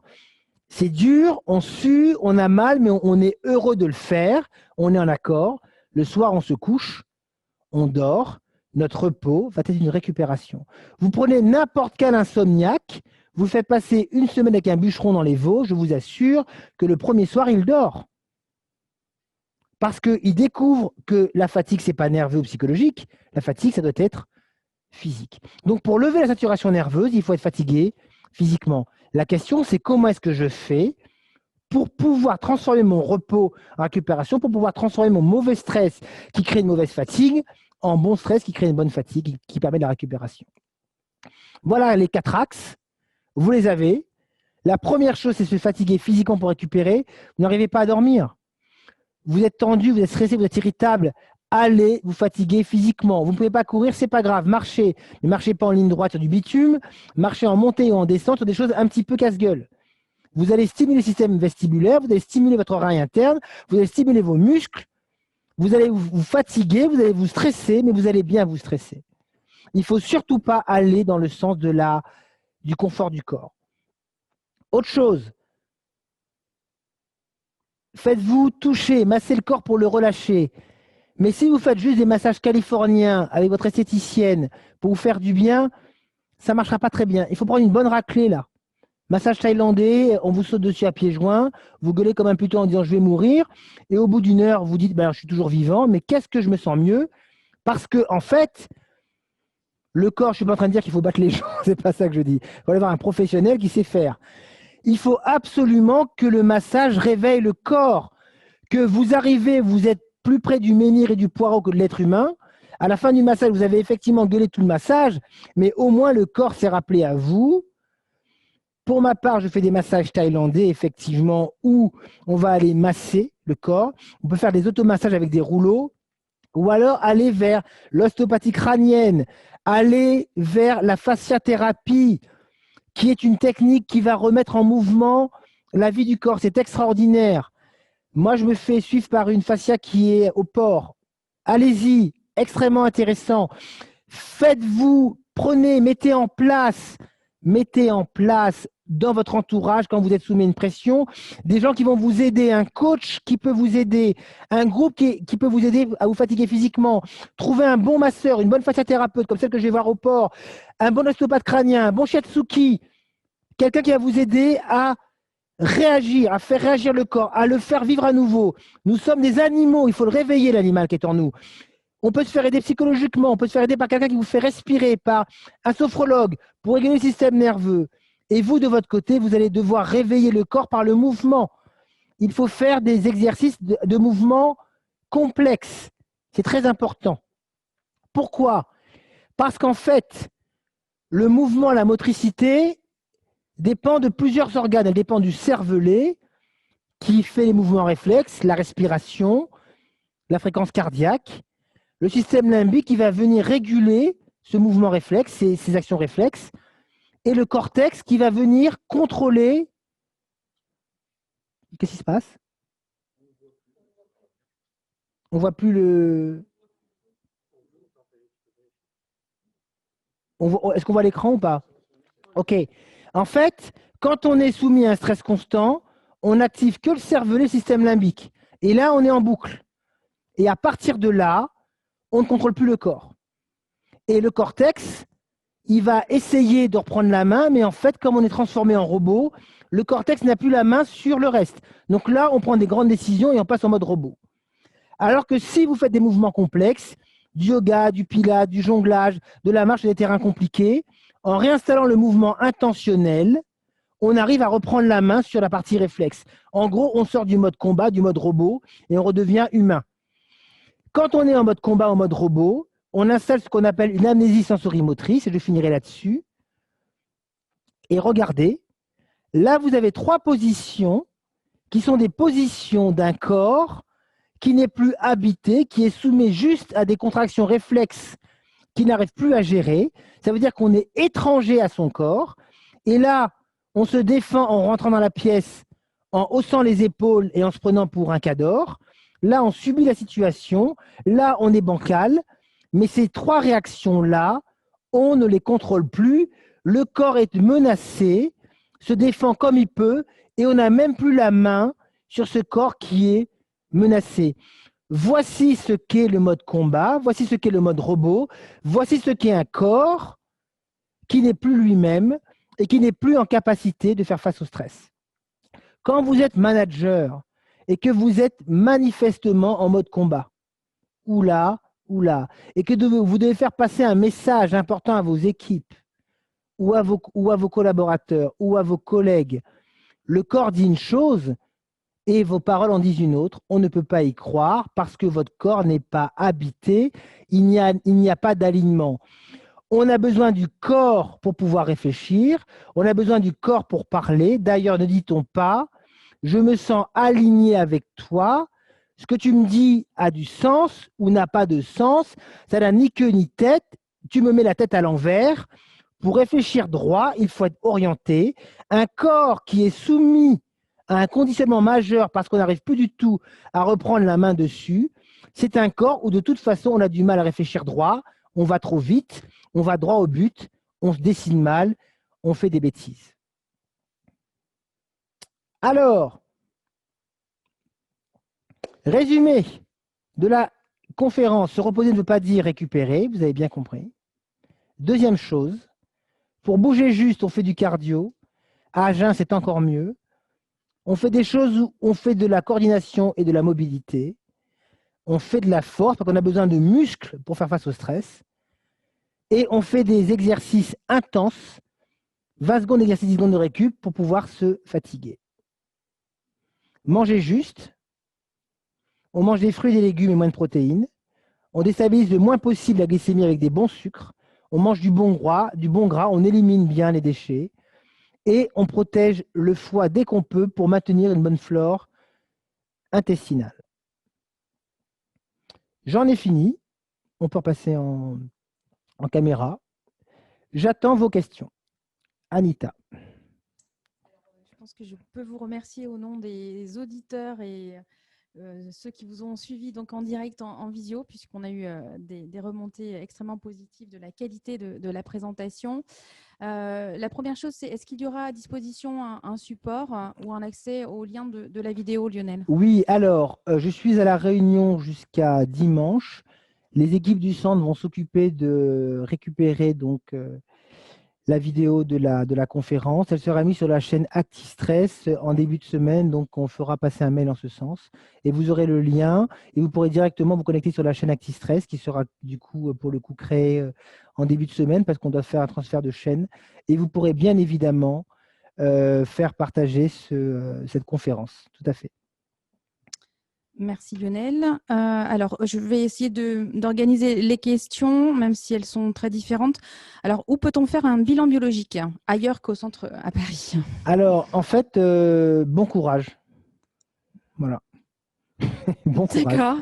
Bon courage. Le problème, c'est que nous, quand on fait un test au centre, on a les analyses sous 7 à 8 jours. Quand vous faites à la Réunion, vous avez les analyses au bout d'un mois et demi. Et donc, en plus, il faut trouver quelqu'un qui sait les faire et qui sait vous l'analyser. Donc, c'est un véritable problème. Je suis embêté de vous dire cela, mais c'est un véritable problème. Il faut trouver les équipes qui savent faire cela. Et à la Réunion, pour l'instant, nous n'avons pas trouvé. Parce qu'on nous a demandé, il y a des gens qui nous ont appelés pour que l'on puisse le faire à distance. Ça a pris beaucoup, beaucoup de temps. Et suite à cela, à une première demande, on s'est renseigné, nous, pour accélérer les choses. On n'a toujours pas trouvé. Donc, il y a un problème. Donc, vous êtes en train de dire que c'est très difficile à La Réunion de pouvoir faire ce bilan. Je pense que c'est très difficile à La Réunion de pouvoir faire le bilan et qu'il soit analysé sur place. Il faut trouver vraiment des gens qui ont l'habitude de cela. Merci Lionel. Pourriez-vous préciser ce qu'on entend par feu biologique? En fait, à partir du moment où vous brûlez du sucre de manière majeure, il y a un organisme cellulaire qu'on appelle la mitochondrie qui récupère ce sucre, qui le transforme en ATP. Et l'ATP, c'est la bûche, le carburant du corps, comme si vous mettez du gasoline, donc de l'essence dans votre voiture.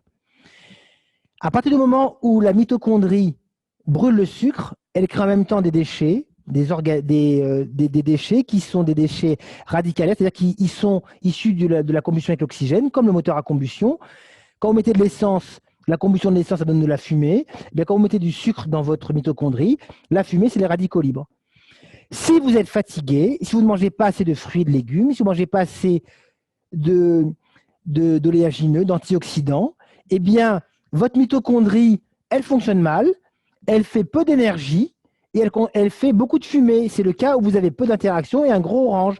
Et cette fumée va se retourner contre vous et va agresser le corps et créer ce qu'on appelle un stress oxydatif, c'est-à-dire que vos cellules vont commencer à être bouffées par les radicaux libres et ça va installer une inflammation de bas grade, une inflammation majeure. C'est celle-là même qui fait qu'à la retraite, on meurt d'un coup parce que pendant toute sa vie professionnelle, on était en mode combat, donc le psychologique est venu couvrir le biologique qu'on n'a jamais testé et on se retrouve à la retraite, on lâche la pression, le biologique reprend ses droits, tintin, l'animal arrive au premier plan et on se retrouve avec des cellules qui ont été défoncées depuis très longtemps, on s'en est jamais rendu compte et ce feu biologique installe le problème de façon importante. Merci pour toutes ces précisions, Lionel. Nous avons beaucoup de questions relatives à l'équilibre alimentaire, notamment sur l'intérêt d'un jeûne intermittent. Est-ce qu'il est bon? Je fais toutes les questions relatives à l'alimentation. Est-ce que le matin, une eau tiède avec du jus de citron, c'est conseillé? 15 amandes par jour, est-ce conseillé? Comment se préparer le matin pour aller au travail dans les meilleures conditions? Waouh, d'accord. Alors on y va. 15 amandes par jour, ouais, mais ça fait un peu beaucoup. Il faut faire attention. Parce qu'à 15 amandes par jour, on va se transformer en amande. Ça veut dire qu'on grossit en fait. Il faut faire gaffe, à condition de bouger à côté. Le matin, l'eau tiède, pourquoi pas. Le jus de citron est conseillé. Le romarin en tisane est extrêmement intéressant. Parce que le romarin, c'est un excellent moyen de stimuler le foie. Et le foie, on en a besoin. Mais si vous prenez du romarin le matin et un coup de rhum le soir, c'est un peu contre-productif. Donc, du coup, c'est ou romarin ou rhum, mais choisissez le romarin et le rhum de temps en temps. Donc, romarin, ah oui. Bon, je viens de dire une grosse bêtise. Alors, c'est romarin, c'est R-O et pas rhum marin. Donc, il y en a qui vont me dire, mais grâce à vous, d'accord? Donc, c'est pas le rhum marin, c'est le romarin. Le matin, en fait, si on prend un petit déj, on va plutôt prendre un petit déjeuner protéino-lipidique. Vous pourrez aller sur le blog d'ActiStress. Je vais faire un article dessus sur le petit déjeuner à prendre et sur la chaîne, on mettra aussi différentes vidéos sur le petit déjeuner. Donc, c'est plutôt du protéino-lipidique. Ça veut dire qu'on évite le pain le matin et on prend du fromage, de la viande, des légumes, des produits laitiers et du gras pour pouvoir vraiment ne pas faire monter la glycémie et amener un maximum de dopamine au cerveau. Le jeûne intermittent, extrêmement intéressant. Ça permet quoi? Ça permet de ne pas manger pendant 16 heures et de manger 2 repas sur 8 heures. En quoi c'est intéressant? Comme pendant 16 heures, vous ne mangez pas, le corps qui a pris l'habitude de stocker apprend à déstocker. L'intérêt de cela, c'est que quand je suis soumis à un stress profond, j'ai intérêt à déstocker très vite mon sucre. Ce qui est surprenant, c'est que vous avez des personnes qui, quand elles sont stressées, elles perdent leurs moyens. Pourquoi? Parce qu'elles doivent déstocker leur sucre. Pourtant, elles ont du surpoids éventuellement. Mais en fait, malgré le surpoids, le sucre ne se déstocke pas parce que le corps a perdu l'habitude. D'où le fait de pratiquer ce jeûne intermittent qui va obliger le corps à réapprendre à déstocker. Dans la nature, les animaux, ils ont des phases où ils mangent, où ils se gavent quand ils peuvent le faire, et des phases où ils ne mangent pas. La privation, la restriction calorique fait partie intégrante du cycle animal. Il n'y a qu'Homo culionius qui l'a oublié. Donc, le jeûne intermittent est extrêmement intéressant. En plus, quand on passe 8 heures par jour à son écran, assis sur une chaise, je vous assure que manger 3 fois par jour, ça me semble un peu excessif. Donc, 2 fois par jour, ça suffit à mon sens largement.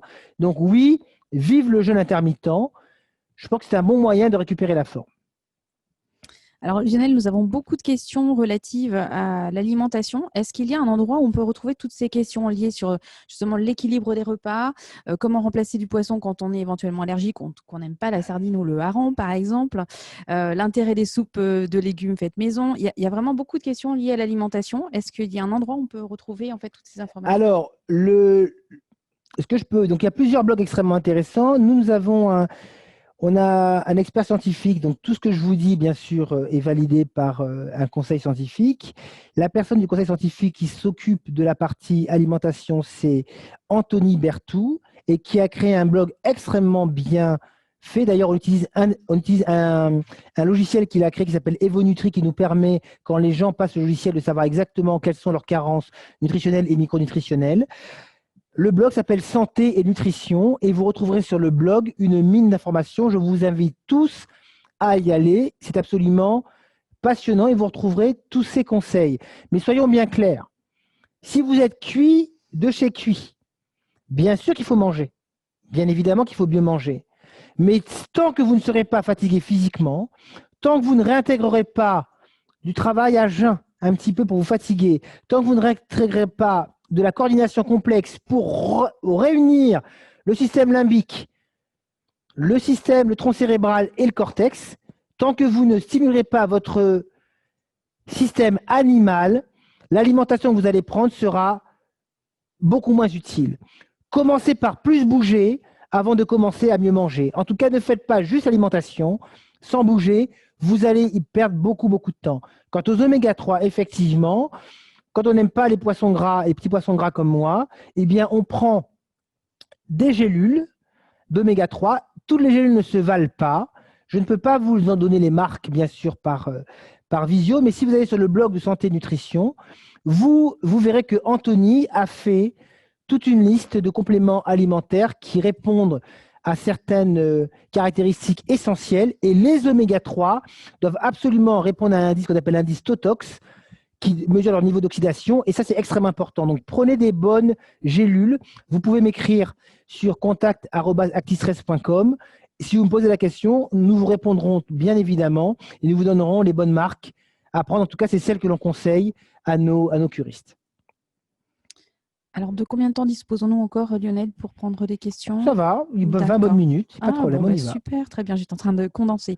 Alors, dans la continuité des recommandations liées à l'alimentation et donc aux activités, une question relative à l'intérêt des pratiques des activités dites créatives comme la musique, la peinture. Est-ce que ça présente un intérêt?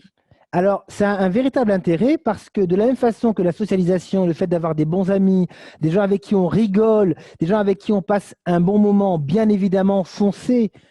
Mais faire du piano est extrêmement intéressant parce que le piano, c'est du mouvement intentionnel par définition. Donc, vous devez absolument lier le réflexe avec le conscient, l'intentionnel.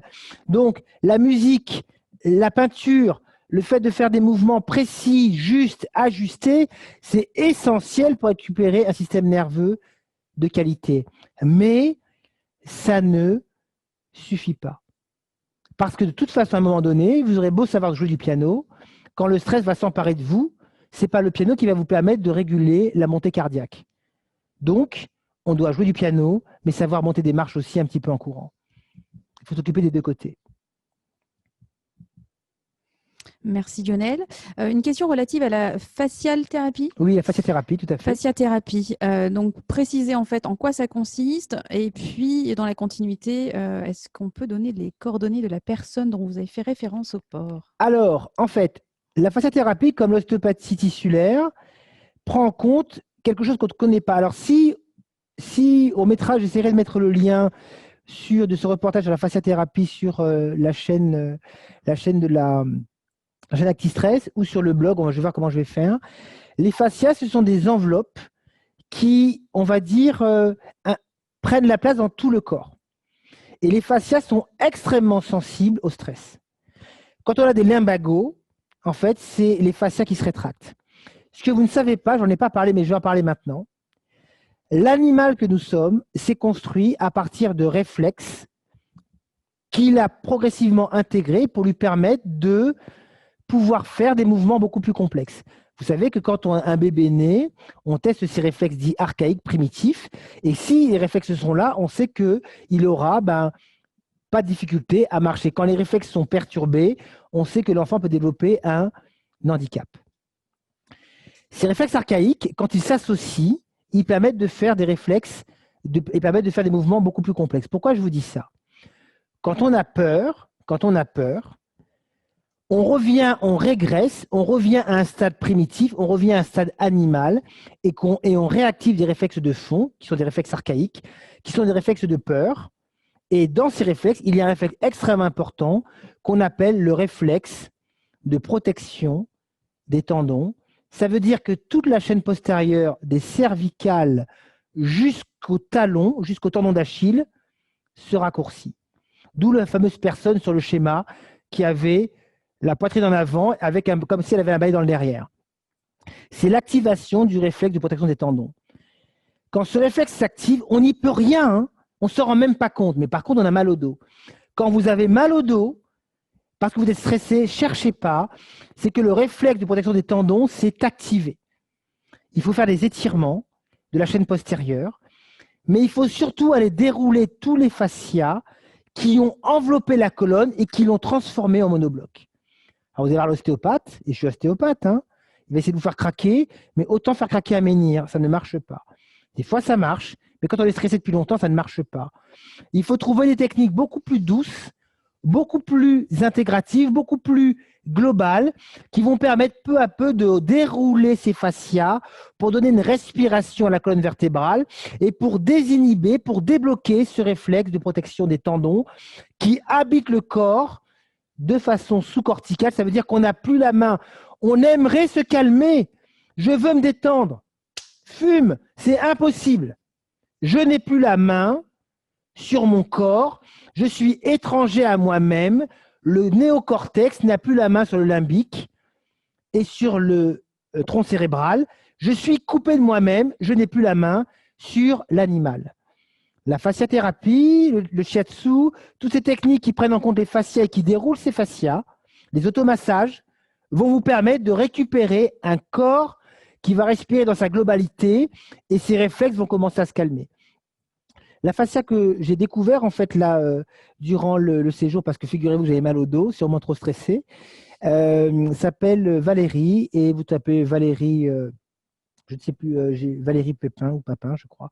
Elle est au port. En tout cas, c'est celle que j'ai consultée et j'en suis extrêmement content. Elle m'a fait beaucoup de bien et les gens à qui j'ai adressé chez elle sont contents. Donc, vous pouvez tester cela. Mais si vous avez un bon shiatsuki, un bon masseur, c'est très bien. Mais par contre, il faut qu'il vous rentre un petit peu dedans. C'est vraiment important. Merci Lionel. Et on me confirme qu'il s'agit de Valérie Nguyen. Ok, c'est ça. Pépin Nguyen, je crois, c'est ça. Tout à fait. Merci. Concernant les activités sportives, une question relative aux activités qu'on dit parfois trop violentes et intensives, comme le squash. Est-ce qu'elles sont vraiment recommandées? Non. D'accord. En fait, le squash, c'est super, mais quand on a 20 ans et 25 ans. Quand on a 5 ans, on fait gaffe. Quand on a 50 ans, on fait gaffe.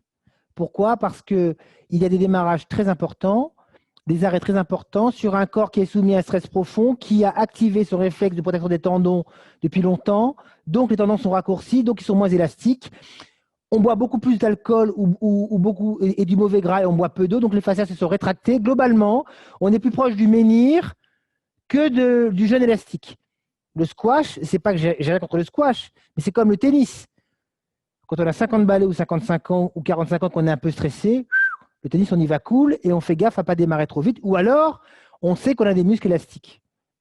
Donc, il faut adapter aussi l'activité physique en fonction de son niveau de stress et de son âge. On n'a pas le choix.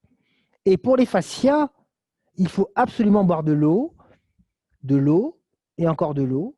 Et quand on a fait une grosse bringue, on boit de l'eau pour absolument pisser clair dès qu'on peut. Merci pour tous ces bons conseils. Le golf fait partie des activités sportives selon vous? Oui. J'entends qu'il rigole parce que j'ai toujours un gros contentieux avec les golfeurs, mais c'est pour rigoler. En fait, comment vous dire? Si en termes de stress, vous prenez un TGV dans la tronche tous les jours, faire une séance de golf le dimanche, pensant que vous faites votre bonne action de la journée, c'est très bien, mais c'est de la semaine, c'est bien, mais c'est largement insuffisant. Le stress, c'est tous les jours. Le golf, c'est une fois par semaine. Donc, si ça vous permet de marcher pendant 18 trous et de vous aérer et d'arriver à mettre cette petite balle qui vous rend dingue dans un trou à 200 mètres, pas de problème. Mais c'est largement insuffisant. Donc, faites du golf, oui, mais ne faites pas ça. Et le gros problème du golf, c'est que beaucoup de gens qui en font tardivement sont extrêmement raides, mais comme ils sont obsédés par le fait de mettre cette petite balle dans un petit trou à 200 mètres, ça les rend dingos et ils forcent et ils se pètent le dos. Donc, à vous de voir. Merci Lionel pour cette précision. Alors, concernant la détection d'une personne dans un entourage proche, comment faire pour l'aider et éventuellement l'orienter vers une personne de bon conseil comme vous? Tout à l'heure, je vous ai dit que quand on est stressé, avec une dopamine et une sérotonine dans les chaussettes, on a la fraîcheur d'esprit d'un poireau. C'est neurobiologique en fait. Donc, le propre d'une personne qui est en mode combat avec la fraîcheur d'esprit d'un poireau fait qu'il n'entend rien. Donc, bon courage. C'est tout le problème. C'est qu'en fait, on se retrouve à un moment donné où on parle à la personne, mais si elle n'est pas au point qu'elle se rend compte, comme disait Chenas tout à l'heure, qu'elle n'en peut plus et qu'elle se rend compte par elle-même, en général, dans 8 cas sur 10, les gens n'écoutent absolument pas. D'ailleurs, quand ils craquent, la famille dit, tu vois, on te le dit depuis des années. C'est tout le problème. Donc c'est très compliqué d'aider quelqu'un qui ne veut pas l'entendre et qui est en mode combat tant que la personne n'a pas touché le fond. En revanche, vous devez être en capacité rapidement de voir que la personne ne va pas bien. Donc si la personne perd du poids ou prend du poids, se met en mode zébulon dès qu'elle est à la maison et qu'elle ne prend jamais le temps de récupérer, ou que durant les vacances, elle refait la maison du sol au plafond et qu'elle ne s'arrête jamais, que le soir, elle doit boire des coups pour se calmer, ou quand elle tombe dans le frigo, il faut l'arrêter parce qu'elle mange tout, c'est qu'effectivement, elle est en mode combat et que le degré de cuisson commence à augmenter sérieusement. Donc, il faut faire attention. Alors, Chenas souhaite peut-être témoigner de son expérience. Oui. Bon, j'étais pas encore aidée peut-être à 100% poireau, mais j'en étais pas loin. Ce que j'ai envie de dire à cette personne qui a posé la question, c'est vrai que la personne qui est en stress et dans cette situation ne se rend pas compte. Moi, je disais toujours, j'adore faire le ménage, incroyablement. Mais encore faut-il qu'on puisse entendre ce que l'on nous dit. Et j'ai envie juste de dire, faites confiance à ceux qui vous entourent, ils vous aiment. Et si vous le disent, c'est pour votre bien. Tout à fait.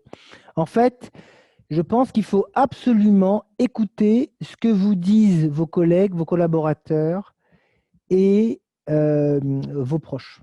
Parce que quand on est en mode combat, je vous assure, on n'entend absolument rien. C'est un vrai problème. Donc faites attention à vous, s'il vous plaît, restez humble dans l'histoire, c'est vachement important. Alors, concernant le travail que vous faites, est-ce qu'il y a également un travail sur les émotions et le lien qu'elles peuvent avoir avec notre conscience corporelle? En fait, il y a dans la phase diagnostique, on fait des bilans, on fait un bilan biologique et on fait tout un bilan en fait sur la personnalité où on va tester spécifiquement l'intelligence émotionnelle. Donc, on a déjà une très bonne idée de comment la personne fonctionne. Quelqu'un qui a une faible intelligence émotionnelle et qui est en mode combat, on comprend qu'elle est essentiellement petit soldat et qu'il va falloir absolument lui apprendre à rentrer en relation avec ses émotions. Donc, effectivement, dans la phase de diagnostic, c'est la première chose que nous faisons. Quand nous prenons quelqu'un en main, nous savons exactement à qui nous avons affaire. Une fois qu'elle rentre en cure, donc après la phase de diagnostic, il va y avoir tout un ensemble il y a tout un coaching qui est fait par l'équipe Anti-Stress avec des gens en Suisse et en Angleterre, où la personne va peu à peu apprendre à se rapprocher de ses émotions, parce que on ne peut pas être, on va dire, étranger à ses émotions et faire attention à soi. Ce n'est pas possible. Donc oui, effectivement, on fait attention à cela. Et le travail que je pratique moi de fasciathérapie ou d'ostéopathie tissulaire, ou que vont travailler d'autres personnes autour du mouvement, je pense à Elsa, je pense à Gilles, je pense à Stéphanie, le travail sur les réflexes va faire que la personne va prendre conscience de son corps et au fur et à mesure qu'elle prend conscience de son corps et qu'elle libère le plexus et le dos, les émotions aussi vont se réguler. Je suis stressé, je bloque mes émotions, je bloque mon corps, je libère mon corps, je libère mes émotions.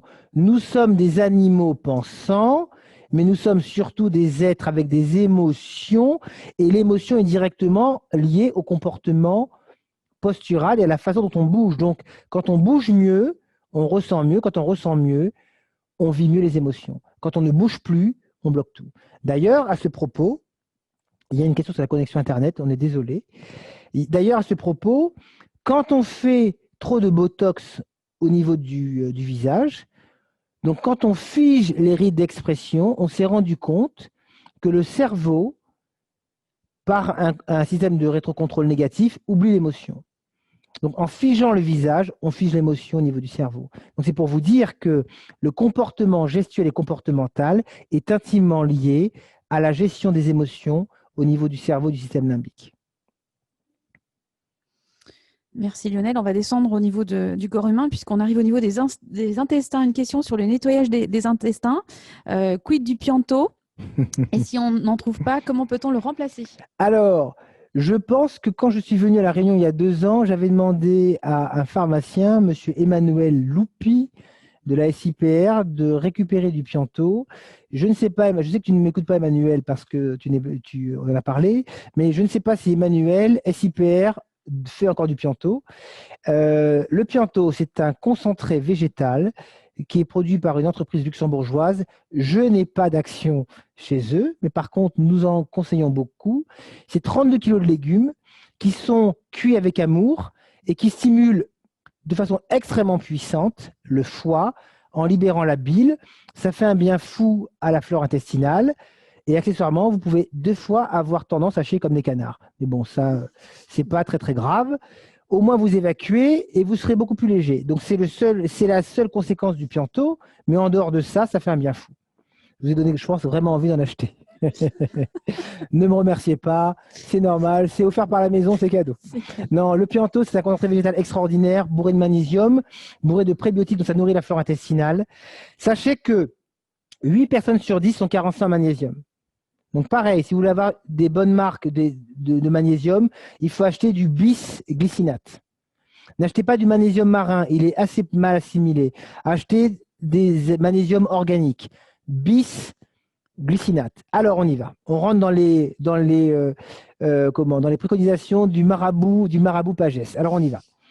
Première chose, montez votre niveau de magnésium. Donc achetez du bis-glycinate de magnésium. Vous l'écrivez comme vous pouvez, bis, BIS, glycinate, GLY, CINATE de magnésium. La dose, c'est 4 à 6 mg par kilo de poids. Maximum 400 mg par jour, répartis en 3 prises.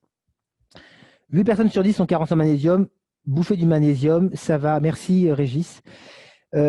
Manger du magnésium, c'est essentiel. Le magnésium, on l'a dans les amandes, on l'a dans tous les oléagineux. Prenez-en, c'est essentiel. Vitamine D. Si faites un dosage de vitamine D, si vous êtes à 30 ou 40 alors que vous êtes à La Réunion, vous êtes dans les choux graves même. Il faut au moins être à 60 ou 70. Donc la vitamine D, on prend 2000, 3000, 4000 UI, il n'y a aucun risque. La vitamine D est essentielle pour le métabolisme énergétique et est essentielle pour la thyroïde et pour l'immunité. Manger de la vitamine D. Là, on est vraiment en alimentation anti-Covid. Le magnésium, la vitamine D sont essentiels pour l'immunité. Ce sont des fabuleux antioxydants. Autre chose, les oméga 3. 3 à 4 grammes d'oméga 3 par jour. Donc, on peut le prendre en gélule. On peut aussi le prendre avec l'huile de noix, l'huile de colza et les poissons gras. Et enfin, l'iode. 150 microgrammes d'iode par jour si on n'a pas de problème de thyroïde. Avec ces 4 produits, magnésium, vitamine D, oméga 3 et iode, vous blindez de façon magnifique votre système immunitaire et dans le mois qui suit, vous commencez à aller mieux. Je regarde dans la boule de cristal, j'y suis sûr que ça fonctionne. Merci Lionel pour tous ces bons conseils. Alors, une autre question non relative à l'alimentation, est-ce qu'il est possible de réussir à toujours rester dans la phase de stress positif ou est-ce impossible? Et est-ce qu'il faut toujours repasser par la phase de phase calme, pardon, sans stress pour pouvoir récupérer? Eh oui, merci de la question magnifique. En fait, on n'est pas du tout fait pour rester en phase de stress constante. Si vous restez dans la phase propice du stress dans la durée, cherchez pas, vous basculez dans le mauvais stress. Donc quand on est bon, on fait ce qu'on a à faire dans la phase de bon stress. Et une fois qu'on a fini, qu'on rentre chez soi, on fait des resets. Il y a des exercices qu'on a mis sur la chaîne ActiStress que vous pourrez aller voir qui permettent au système nerveux de redescendre. Donc on redescend dans les tours, on quitte le stress, on se couche fatigué physiquement avec le système sensorimoteur qui a retrouvé son fonctionnement, avec les réflexes de protection des tendons qui se sont calmés. On a fait sa balle de massage, l'automassage, on a pris soin de soi. On va dormir avec un système nerveux qui est redescendu dans les tours. On dort, on récupère. Et le matin, on repart au boulot, on est stressé, au bon endroit, on fait ce qu'on a fait et on descend. On ne récupère pas quand on reste bloqué en phase de stress. Tout à fait. Merci de la question. Merci Lionel. Alors, une question très ouverte. Un avis sur la cigarette? Alors, comment vous dire? En fait, la cigarette, c'est une décompensation comme les Twix, comme l'alcool, comme le fait de constamment avoir un projet, sauf que c'est un toxique, et on connaît bien les conséquences, que le foie doit gérer à un moment ou à un autre, et qui surtout majore l'inflammation et le stress oxydatif. Donc, c'est se tirer une balle dans le pied. Alors, je ne vais pas vous dire qu'il faut fumer, pas fumer. Ce n'est pas mon rôle, je ne suis pas censeur et je ne suis pas là pour ça. Mais par contre, si vous fumez, vous avez vraiment intérêt à prendre des antioxydants. Par contre, si vous prenez des antioxydants, si vous avez un cancer du poumon, ne prenez pas d'antioxydants parce que ça majore le cancer du poumon. Donc, si vous fumez et que, fort heureusement, vous n'avez pas de problème de santé au niveau du poumon, prenez des antioxydants, mangez du chou, mangez des légumes et prenez du magnésium, prenez de la vitamine D, prenez du zinc, prenez du sélénium, mangez du Brésil, mais venez protéger le corps de vos excès. Quand on n'arrive pas à se prendre en main, il faut absolument se protéger de soi-même. Pareil, si vous avez des problèmes de sucre, ben faites un repas de gâteau. Je m'explique. Toute la semaine, vous êtes calé et le samedi midi, vous achetez 10 gâteaux et vous les mangez, vos gâteaux. Mais le reste de la semaine, vous faites gaffe. C'est moins pire que manger 3 gâteaux tous les jours. Il faut se protéger de soi-même. Et si vous adorez le Nutella, n'achetez pas le pot familial de Nutella. Vous savez, celui qu'on a envie de mettre la tête dedans pour pouvoir se plonger dedans. Ne l'achetez pas. Par contre, de temps en temps, vous faites un gros repas de Nutella. Mais il vaut mieux concentrer les plaisirs que les répartir toute la semaine. C'est beaucoup moins terrible, je vous assure. Merci Lionel. Alors, il y avait une question relative aux références concernant les compléments alimentaires dont vous avez fait part. Pour avoir les marques, vous avez dit que vous... Oui, alors vous allez sur notre site ActiStress et vous activez en fait le menu contact et vous nous posez vos questions et on vous répondra sans problème. On fera un blog, on fera un article en fait en vous donnant les marques qu'on utilise au niveau du centre. Alors, une dernière peut-être avant de prendre celles qui vous sont dédiées par rapport à votre activité. Et l'amour dans tout ça? Ah, elle est belle cette question. Alors, en fait, si par exemple tous les soirs, on a besoin de sauter de l'armoire en jouant à Tarzan pour se détendre, en fait, là, on rentre dans la compensation. Et ce n'est pas normal. D'accord? Donc, faire l'amour, oui. Jouer à Tarzan tous les soirs avec 5 Jane, non. C'est pas que j'ai rien contre, je veux dire, chacun sa vie. Ma femme, je ne sais pas pourquoi, elle n'est pas d'accord. Je ne sais pas pourquoi. Mais bon, elle est là, je fais gaffe. Là, je vais entendre. En fait, pourquoi je vous dis ça? Parce que l'amour, c'est comme l'alcool, c'est comme le sucre. Si on a une dopamine qui a plongé et qu'on est plus proche effectivement de la plante verte que de l'être humain, on va tout faire pour la faire remonter. Donc là, je vois que l'informaticien a lancé la compensation. On ne veut pas savoir si vous jouez à Tarzan, vous répondez juste oui ou non. Le reste ne me regarde pas. Maintenant, si vous leur avez des photos, quand même, ça peut être sympa à voir. Bon, donc, c'est une compensation. Et la compensation, c'est quoi? C'est qu'on fait tout pour faire remonter la dopamine. Donc, s'envoyer en l'air et réfléchir plus avec sa quéquette qu'avec sa tête, ça montre qu'on est un peu cramé. D'ailleurs, quand vous regardez le film Le Loup de Wall Street, il s'amuse beaucoup avec sa quéquette parce qu'il est complètement cramé. Ça vient de là. Et en général, il y a des combos. Il y a Coke Tarzan, par exemple, ou alors sucre Tarzan. Voilà, c'est un autre truc. Alors là, avez-vous mis en place des compensations? Oui, alors il y a sûrement le petit coup de rhum. Alors, il y a 31%. Alors, soit effectivement, ils sont très justes, ou alors on a un tas de faux culs. Donc, en fait, il faudrait surtout demander à l'épouse ou à l'époux. Et là, on aurait peut-être plus de choses dans le rouge. Il faut vraiment réfléchir à cette question-là. Dis-moi comment tu compenses, je te dirai qui tu es. C'est vraiment là que ça se passe. En tout cas, nous, dans les tests Acti Bio qui permettent de savoir le degré de cuisson de quelqu'un, en plus d'analyse biologique, on a toute une série de questions sur la compensation. Et ça nous permet vraiment d'évaluer le degré de cuisson de la personne. Dans les compensations, il y a la cigarette, mais il y a aussi le café. Et jusqu'à 3 cafés par jour, c'est antioxydant. À partir de 3 cafés, c'est plus tellement bon pour la santé. Et si vous êtes à 8 ou 10, cherchez pas, vous êtes cuit. Le mieux que j'ai vu, c'est 26 doubles, soit 52 cafés. Le monsieur était un peu nerveux, je vous assure, un peu nerveux. Il joue à Tarzan le soir? 52 cafés. Le mieux que j'ai vu, c'est que 52 cafés. Et c'est les 52 Nespresso avec la capsule. Donc en plus, tous les jours, il se faisait une intoxication massive à l'aluminium. Yes. Ce qui s'appelle mauvaise pioche. Ou un strike, ça dépend. On passe sur les questions relatives à votre activité. On y va. Alors, comment sont structurées vos cures? Combien de temps durent-elles? Le coût, si vous pouvez en parler ou pas. Et par rapport à votre passage à La Réunion, est-ce qu'il est envisageable de pouvoir réserver une session donc, en face à face avec vous?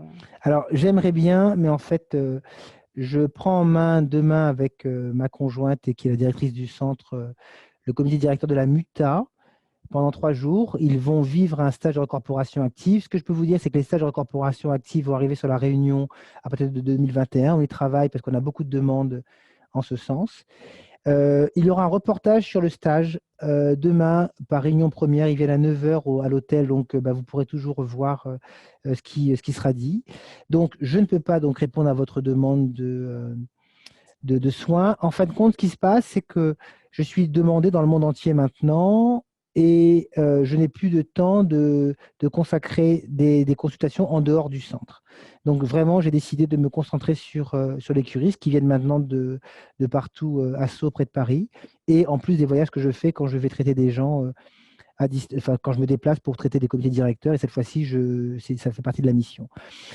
Les cures de soutien à la performance, c'est 3 jours sur place avec une phase diagnostique. Une cure, un diagnostic, c'est entre 1 800 € et 3 500 € hors taxe. C'est pour ça qu'on est vraiment dédié sur les professionnels. Une cure de 5 jours, c'est 5 000 €.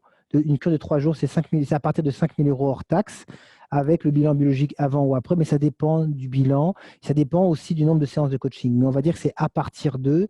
Donc, une cure sur 3 jours dans notre centre, il faut compter minimum 8 500 € hors taxe. Pourquoi? La structure, les coachs, les participants, toute l'équipe demandent en fait un investissement important en temps, et on doit dire que sur 10 demandes, on en refuse 4. On sélectionne vraiment les profils, non pas pour des questions financières, pas du tout. C'est que pour pouvoir tirer quelqu'un d'affaires, il faut que ce soit un poireau qui s'est réveillé. C'est-à-dire il est cuit, mais il a conscience qu'il est cuit et il a vraiment envie de s'en sortir. Et il a vraiment envie d'être travaillé, et surtout, il a envie de ne plus y revenir. Parce qu'on ne remet pas quelqu'un d'aplomb pour le revoir 3 mois après. On n'a pas d'échec, en fait. Parce que quand on prend, on est sûr qu'on peut y aller. Donc, on a vraiment cette éthique, et on ne prend pas non plus des personnes qui sont amenées par une entreprise qui est connue pour rincer les gens, pour remettre la personne d'aplomb pour que l'entreprise la re-rince. On ne prend pas. On a une éthique et on y fait extrêmement attention. Et les gens sont suivis donc avant et après. Ça veut dire que analyse bio avant, après, et quand ils ressortent, ils sont vraiment en pleine forme, et on n'a pas de rechute parce qu'on a vraiment vérifié les profils. Les cures de 8 jours sont à partir de 9 000 € hors taxe, hors diagnostic.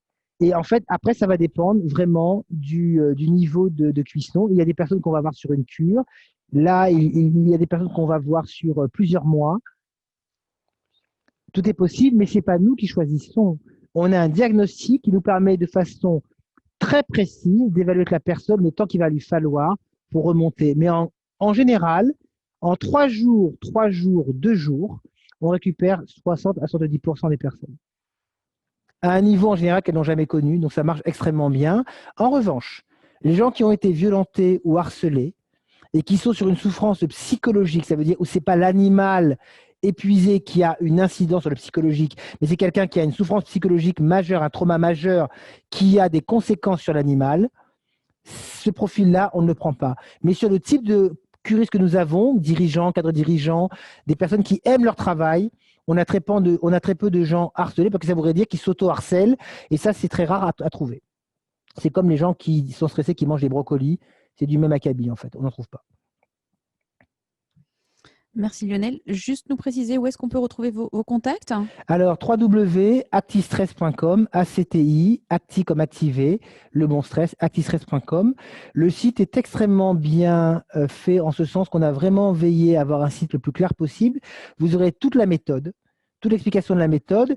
Et à travers les actualités, si vous consultez le site régulièrement, il y a un blog qui va vraiment être animé très régulièrement à partir de septembre, puisque je vais me consacrer entièrement au centre à partir de septembre à mon retour de la Réunion. Et surtout, il y aura l'actualité, et donc vous saurez, si vous êtes intéressé, à partir de quel moment vont débuter les cures de recorporation active, jusqu'à 3 jours ou 4 jours, autour du jeûne intermittent, 14 heures de jeûne, travail à jeun, travail de recoordination et de recorporation, des aliments qui sont bien choisis pour ne pas élever la glycémie, les oméga 3, enfin voilà, on crée des conditions pour que les gens, le temps de 4 jours ou 3 jours, expérimentent le passage de la mauvaise fatigue à la bonne fatigue. Et s'ils doivent aller plus loin, prennent conscience durant ces 4 jours qu'ils sont rentrés mi-cuits, mais en fait, ils étaient à 3/4 cuits, voire carbo, mais au moins ils s'en rendent compte. C'est ça l'important. Merci Lionel. Anita sourit quand je dis carcu, mi-cuit. Merci beaucoup Lionel. Nous en avons terminé donc avec la partie questions-réponses et je vais laisser le mot de la fin à Chenaz pour les remerciements.